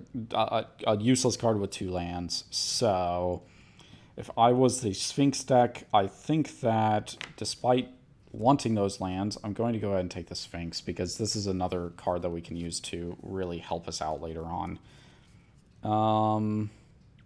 Unfortunately, we're going to lose some really good cards. It's not really what I wanted to see, but that will be okay. So on our second turn, what do? We still want an attacker, or a blocker for Krinko. Maybe we just don't attack. Let's just not attack this turn. We'll just save everything as blockers for goblins, for those crazy goblins. Going back to the zombie deck, untap. Let's see. Oh wait. So actually, that means that people were getting zombies because goblins. No wait. We needed to attack demons for the goblins. So hang on. Did we attack last turn? Did the demons get the attacking last turn? No, because the goblins didn't attack last turn. Basically, yeah, the demons were the only people to attack last turn. Okay, well, okay, Plague Belcher, nice. If only we had a bunch more mana. So Gaia Reach Sanitarium. Well, actually, I guess we do have we need 3 mana to activate Deathmark Prelate, and we need 2 more mana to cast both our... Yeah, that's actually something that we could do. Okay, so let's go ahead and we're going to pay 1.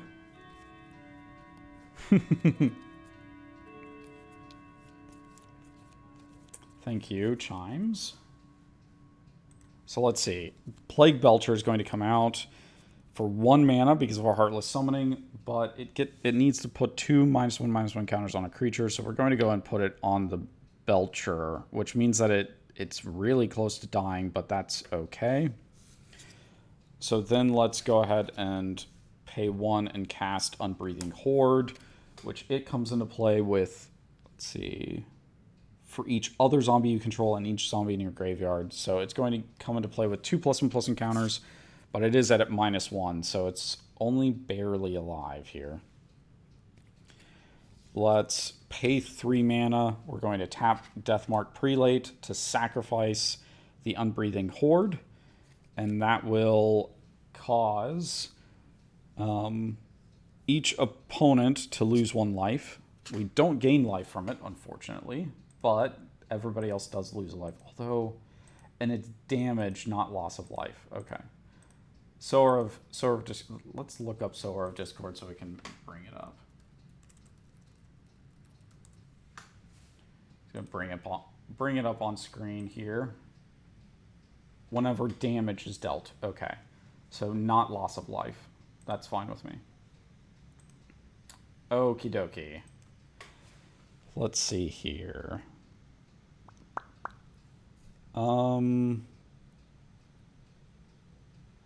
I think that's all we want to do. We sacrifice a creature to kill Krinko. Actually, do we want to kill Krinko? He's kind of taken over the game, but Sower of Discord is really, really mean right now. I think maybe we kill Sower of Discord because that thing is destroying me. So Sower of Discord is gone.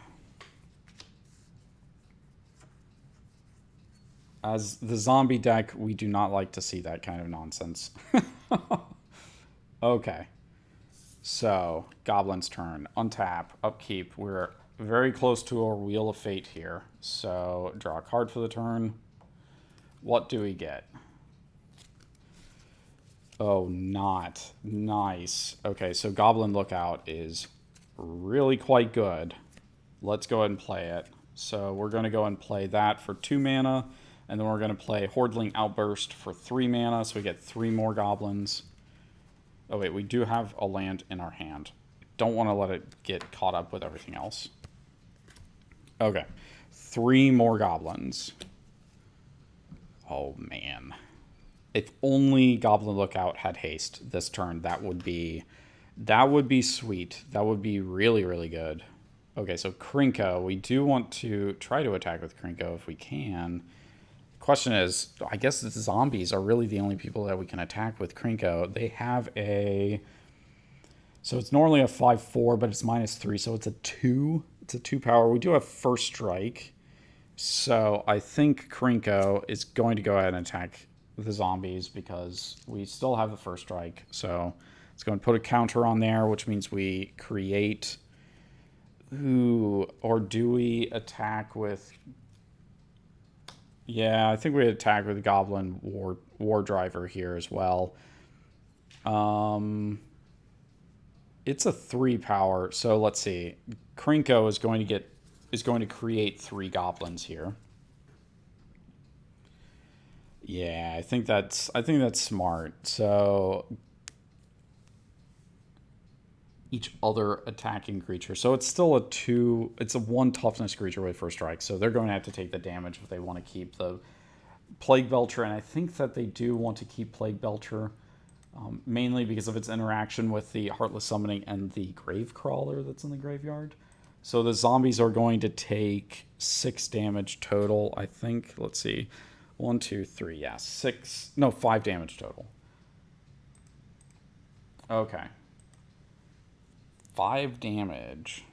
And our next turn is going to be the sweetness when we when we draw 7 cards with only 1 card in hand. Man, that's going to be super sweet. The only thing that could ruin it is like basically 20 flying damage. Okay. Untap. Upkeep. Draw a card. Yeah, we don't have anything during our upkeep. Okay, so Blood Gift Demon. I guess we could have attacked... The goblins could have attacked and killed the Obnixilis, but I think that basically having 10 mana available on the board due to Skirk Prospector and all of the lands that we have, I think we just want to hold off and have a bunch of mana, basically. Okay, so we are going to pay 2 mana. We're going to play Blood Speaker. I said Blood Seeker. It's Blood Speaker. So, at the beginning of our upkeep, we sacrifice it and get a demon. So we don't want to look yet.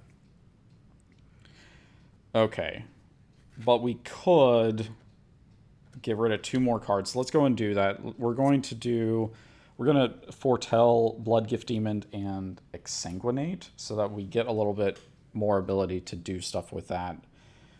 Let's go and +2 on Obnixilis.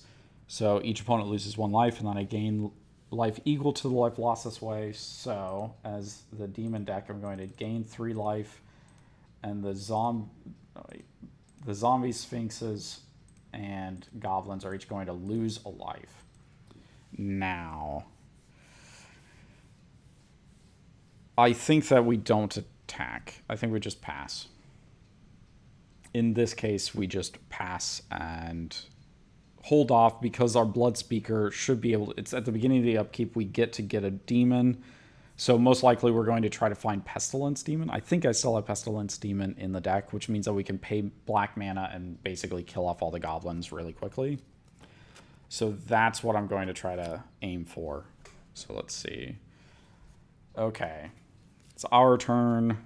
Draw a card. An island. We want to play an island.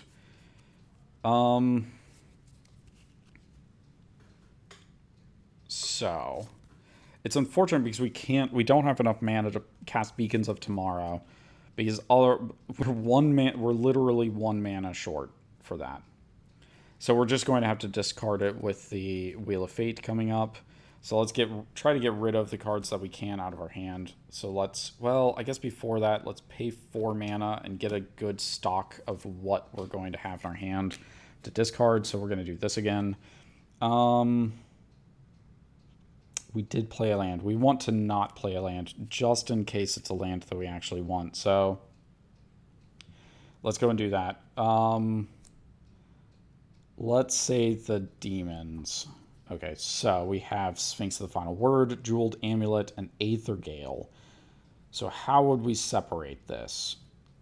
So we don't really want them to be able to do Spark Double and Sphinx of the Final Word in the same hand.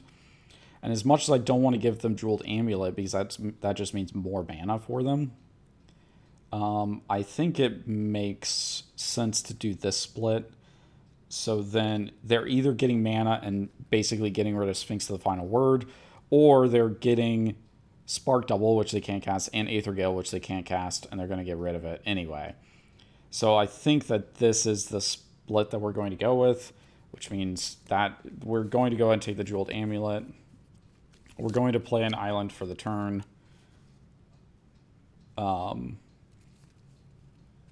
And we're just going to pop out our mana. So we're going to do Sky Diamond, and we're going to play the Jeweled Amulet, and then activate it to put a charge counter on it so that we can get a blue mana out of it next turn. So we lose all of these cards, but there still is a chance that we get those cards back later. We do have a little bit, just a tiny bit of recursion, which is one of the... If you haven't done anything with Commander, recursion is one of the pillars of Commander, being able to return cards from your graveyard and replay it as if those cards were basically in your hand. There's a lot of power to come out of that, so it's definitely something to consider taking advantage of when you can, when you have the cards for it. So let's think about this. What else can we do? The Goblins, we're going to get a bunch of cards next turn. Maybe that means that we go ahead and attack for 8 damage so that we can try to get them down a little bit more. Let's look at the life totals. So yeah, I think we go ahead and attack. That brings them down to 15. And that is commander damage, so we need to go ahead and add 4 here. There we go. Because we still have a blocker with Elgeth, Crossroads Augur, and the Pitiful Pilgrim's Eye if we need to. Okay. That seems good. I think that works out.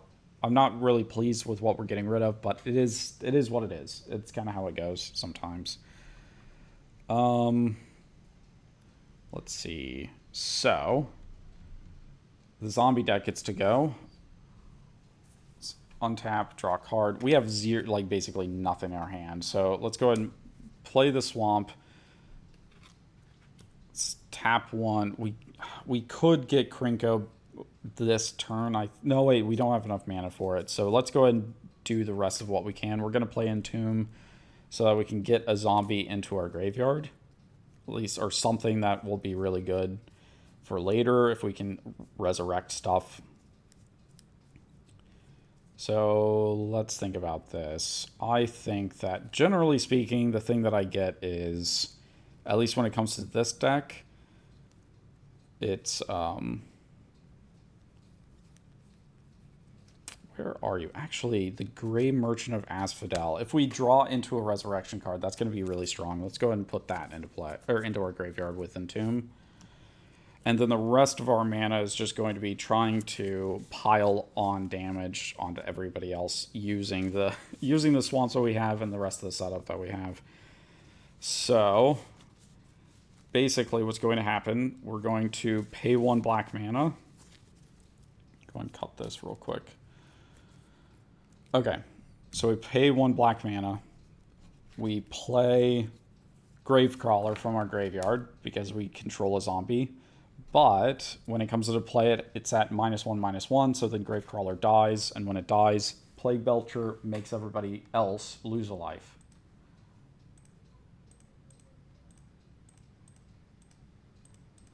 So then we're going to do it 2 more times and make everybody else lose 2 additional life. That same thing. Goblins dangerously close to losing. But that's okay. So that's all we're going to do this turn because there's just no point in doing basically anything else. I mean, I don't know what else there is to really do that we could have done a little bit better. Because that sets us up for at least something, hopefully semi-decent. But I guess we'll see. So, Wheel of Fate activates. Everybody discards their hand and draws 7 cards. So let's draw our 7 for the Goblins. Oh my gosh. Holy crap.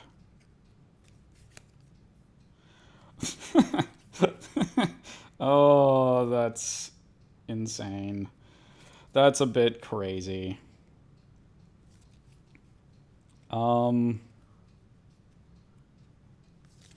Okay, so we're going to look at that in a little bit, but that's the hand that we're going to get. The demons need to discard their hand. Let's see.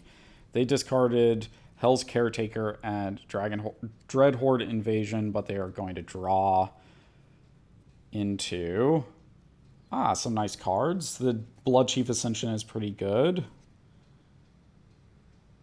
Yeah.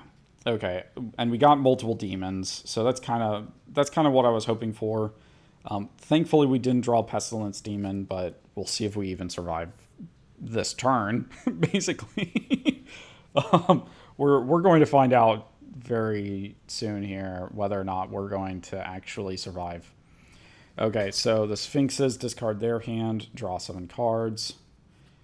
We got a couple of islands, another Sphinx. That's not too bad. Let's see, 6, 7, 2 Sphinxes, and Mirror Image. So we are going to get a bunch of flyers next turn because all of our costs are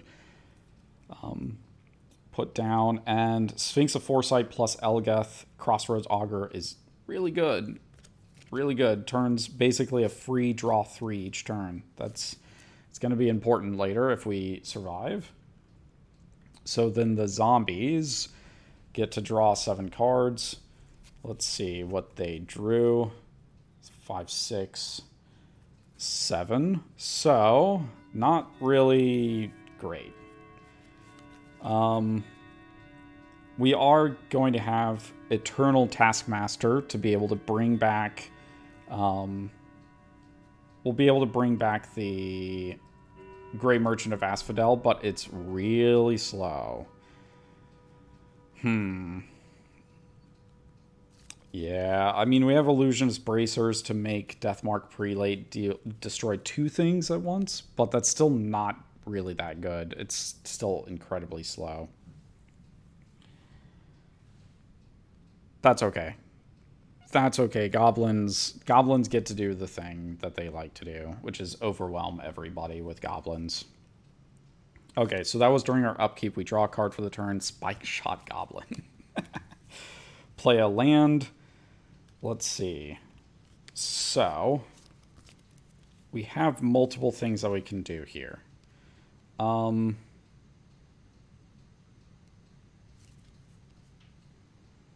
Man, okay. So, let's pay 2, and we're going to cast Pyretic Ritual in order to, and we'll use that mana to cast Goblin Warren. So it's pay 3 mana, sacrifice 2 goblins to put 3 goblin tokens into play. Treat those tokens. There's 1/1 goblins. So then we're going to also pay 4 mana here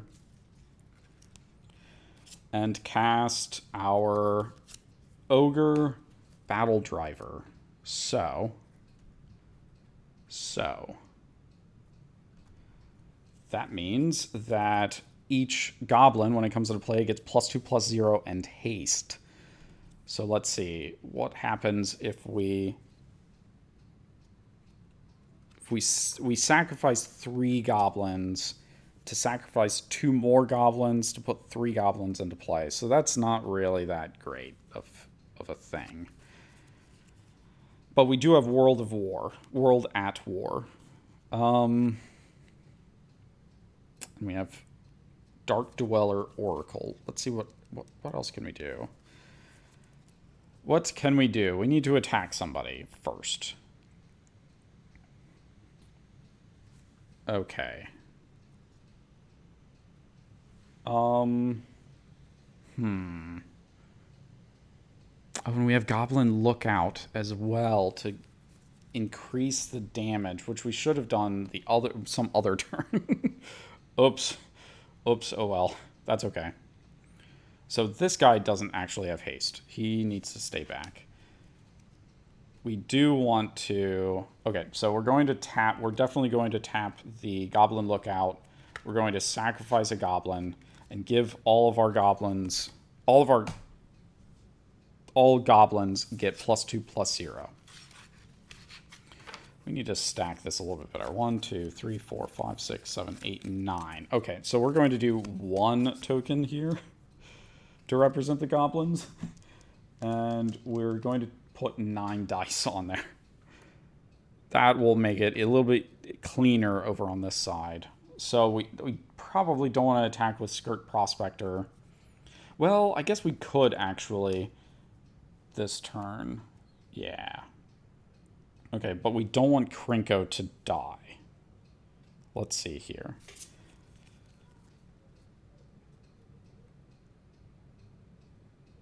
Untap all creatures that attacked this turn. Okay. So let's see what we have. Okay, so the demons are really problematic. We don't know what they're foretelling, but at the same time, the Sphinxes have a ton of creatures over there, and we really don't want them to have those creatures. So I think what makes the most sense is we need to attack. We need to try to take out. We're going to take out the zombies almost certainly, but we also probably really want to take out all of those Sphinxes as well, and we can do it with multiple combats. So let's see what it will take. We don't want Goblin War Driver, Skirk Prospector, or Krinko to die in this attack. So if we attack with these three, they're almost certainly going to block those. How much is our life totals? What are we looking at? How does the rotation work? Is it right to left or left to right or right to left? It just depends on how you want to do it. You can do the rotation however you want. I just always do it this way just because it's sort of natural to turn the table clockwise, but that means that the turn order is actually counterclockwise. It doesn't really matter how you choose your order. You can do it either way if you want. That's the kind of good thing about Commander is that it's sort of there. Let me try to find the wording. Yeah, you can attack whoever you want. You can attack multiple people in a turn if you wanted to. So that's what we're going to do here is we're going to, when it comes to multiplayer Magic, so to speak, you can attack whoever you want to. You could attack somebody's Planeswalker, the player that controls that Planeswalker, and a third player, a different player if you want to, and also somebody else's Planeswalker. So you could attack just as many targets as you have creatures. You can attack them all if you want to. You can separate your attacks however you want to attack everybody. Let me see.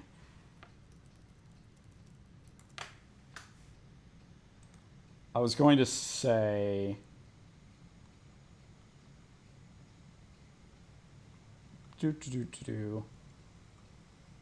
that there was a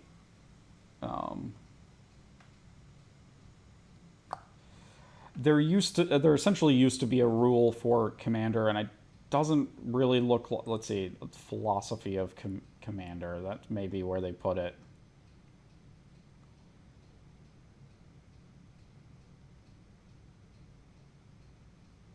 So what they say is Commander is designed to be a malleable format. We encourage groups to use the rules and the ban list as a baseline to optimize their own experience. This is not licensed for an individual to force their vision onto a playgroup, but encouragement for players to discuss their goals and how the rules might be adjusted to suit those goals. So essentially,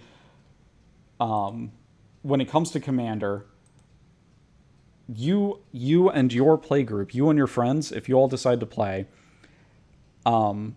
you get to choose how you want to apply the rules. The intent is to not have a super rigid set of rules. So, for instance, if you guys decide that you see a card on the ban list that you think that you would really just like to play with, and all of your friends agree that you would like to play with it, then by all means, just ignore it. Just ignore that part of the ban list and say, I'm playing with it anyway. And as long as you guys are all having fun together, or all of you people are having fun together, that's all that really matters when it comes to Commander, because the intent is to have fun rather than have fun and do something crazy, basically, instead of necessarily trying to build the best deck that ever existed. If that makes sense. It's kind of however you want to. So if you guys want to set up a rule where you only attack in one direction, then by all means do that. There's definitely space for you guys to choose how you want to play and to do something like that, to basically create a rule that does that. It's a lot different from playing one-on-one, I'm sure. It probably seems kind of crazy, but it was meant to be played in a group and played super, super casually, so let's see. So they're going to block. We want these three to go after the zombies. They are each 3 power tougher than they were before. And I guess Krinko is... Let's go and resolve Krinko. So he's going to create... well, he has 3 naturally, but then he has 3 more power because of Battle Cry and the Lookout. So we get 6 free goblins.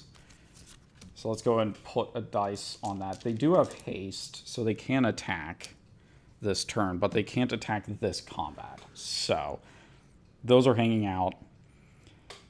They have first strike. Let's see. So if they block these 2 bigger ones, they're taking... The goblins are... Or the zombies. Let's bring up the life total here.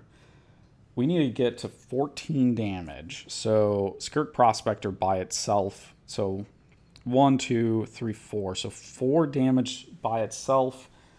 So these guys attacking add another 8 to that. So that's 12. So we need 1 goblin to join them. Or actually, the zombie right here actually suffices. So these 6 are going to attack the zombies, which means that these goblins are free to attack whoever they want.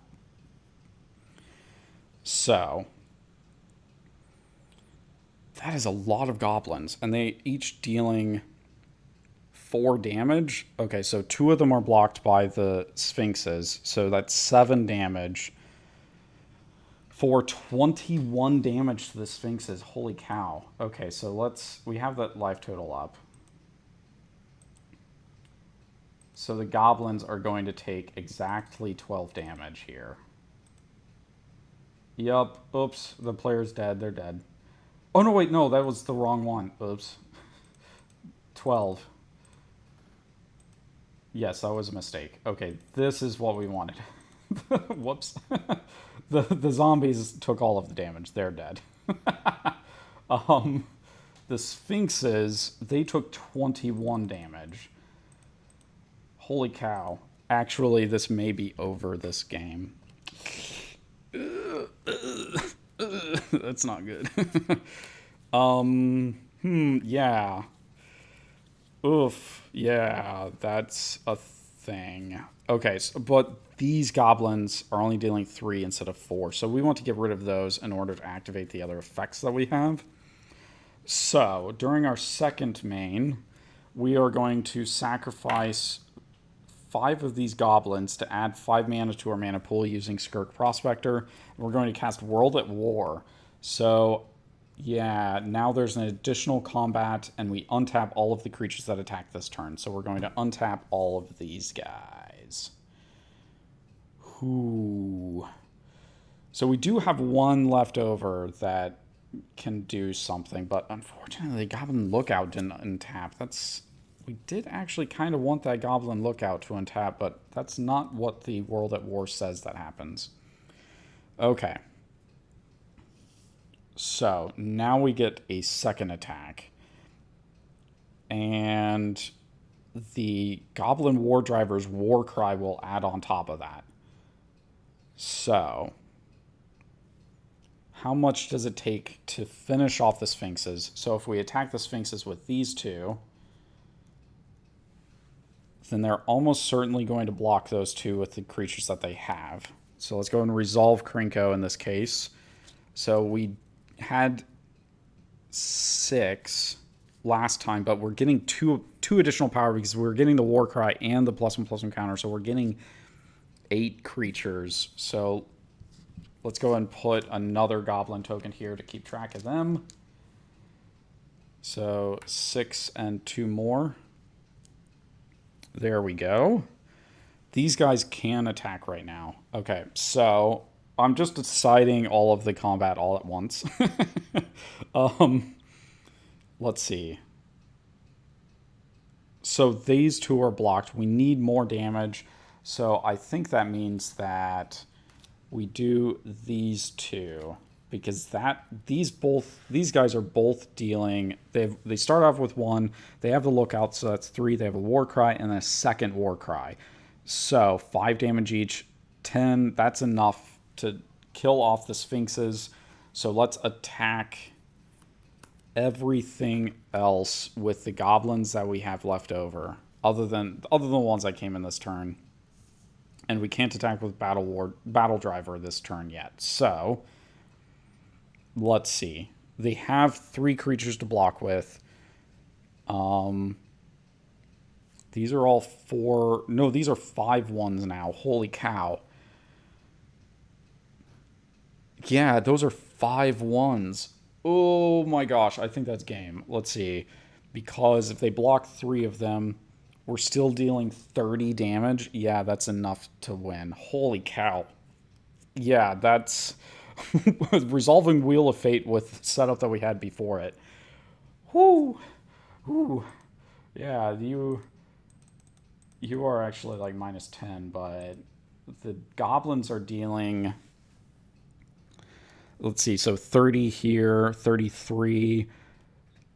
The Bloodmark Mentor is dealing another 5 as well.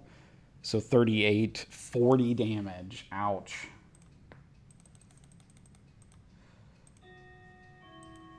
Just in time for the chimes. Ooh, oh. Getting a little hot in here with these goblins.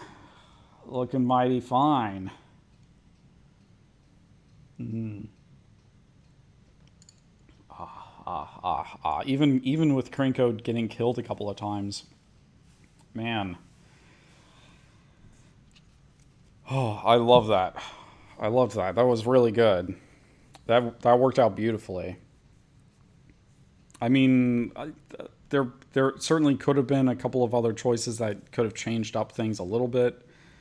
Maybe not have won this turn if Krinko had gotten killed by the zombie deck one more time, but oh, that's really good.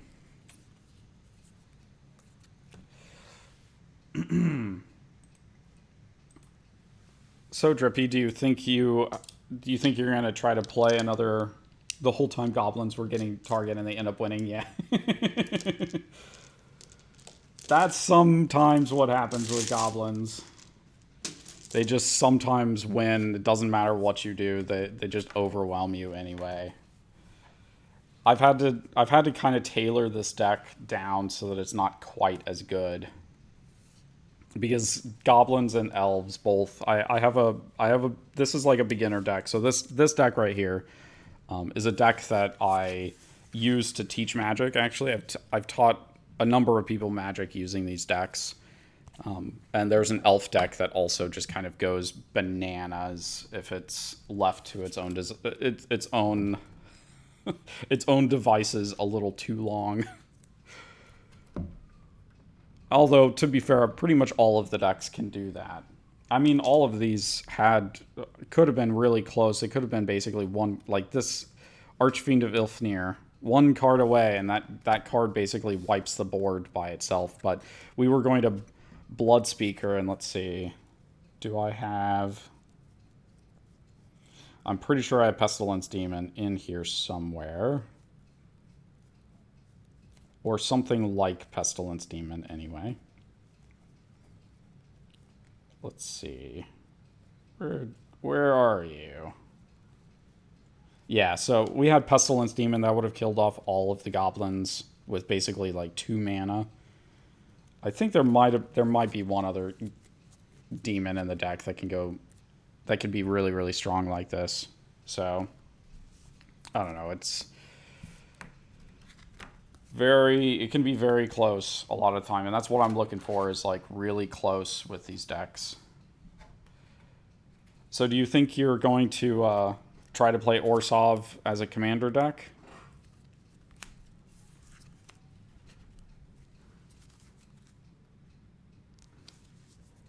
Try to build something with it. So there's another thing that I can kind of mention about Commander. Something that's really good about it is that Commander as a format, despite what people may insinuate, Commander can be very. Commander is expensive only when you make it expensive. I have some decks that cost me basically $20 and can match up sometimes to decks that cost over quadruple that. So you don't really have to have super expensive cards to play Commander. I mean, you do have to kind of understand the ins and outs of Commander to start building decks like that. Actually, I did kind of want some of these cards. So it's fair to say that, like you can't just kind of... It's a lot harder to just kind of pick up any cards and throw them together and make a deck work. But it is possible to build really budget-friendly decks where you're not spending too much money and you're still getting as much fun as you would otherwise.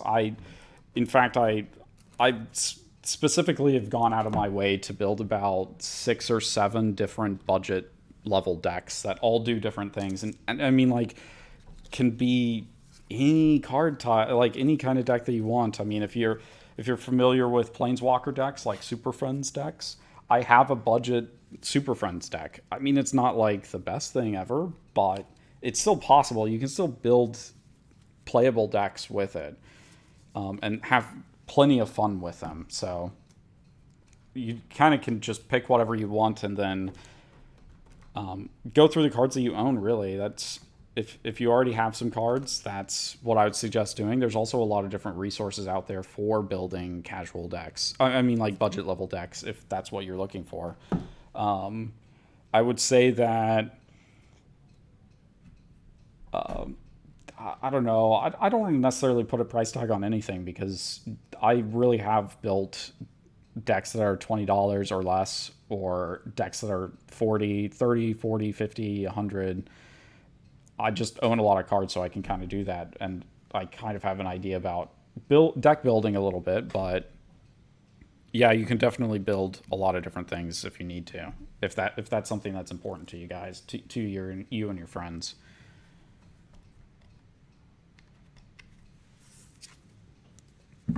I currently have an Orsov budget level deck built. You can kind of see me. I've done some deck building videos, or like streams where all I did was deck build.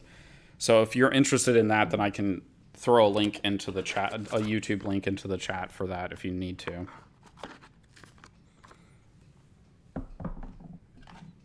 While I'm cleaning up, anyway.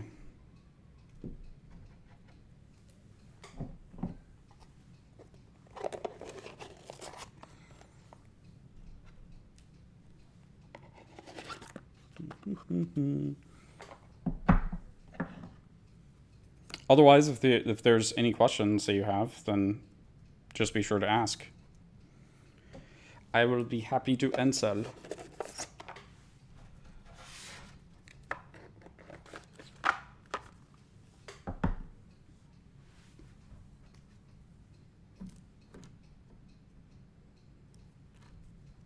You can also, there should be a link on my Twitch page to the YouTube channel that I've been posting streams to, so you should be able to find stuff there as well, and that will bring you to the different, I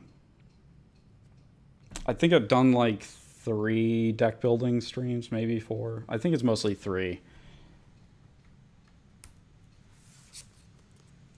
I should probably do another one sometime soon, but I don't have an idea currently of what I want to do.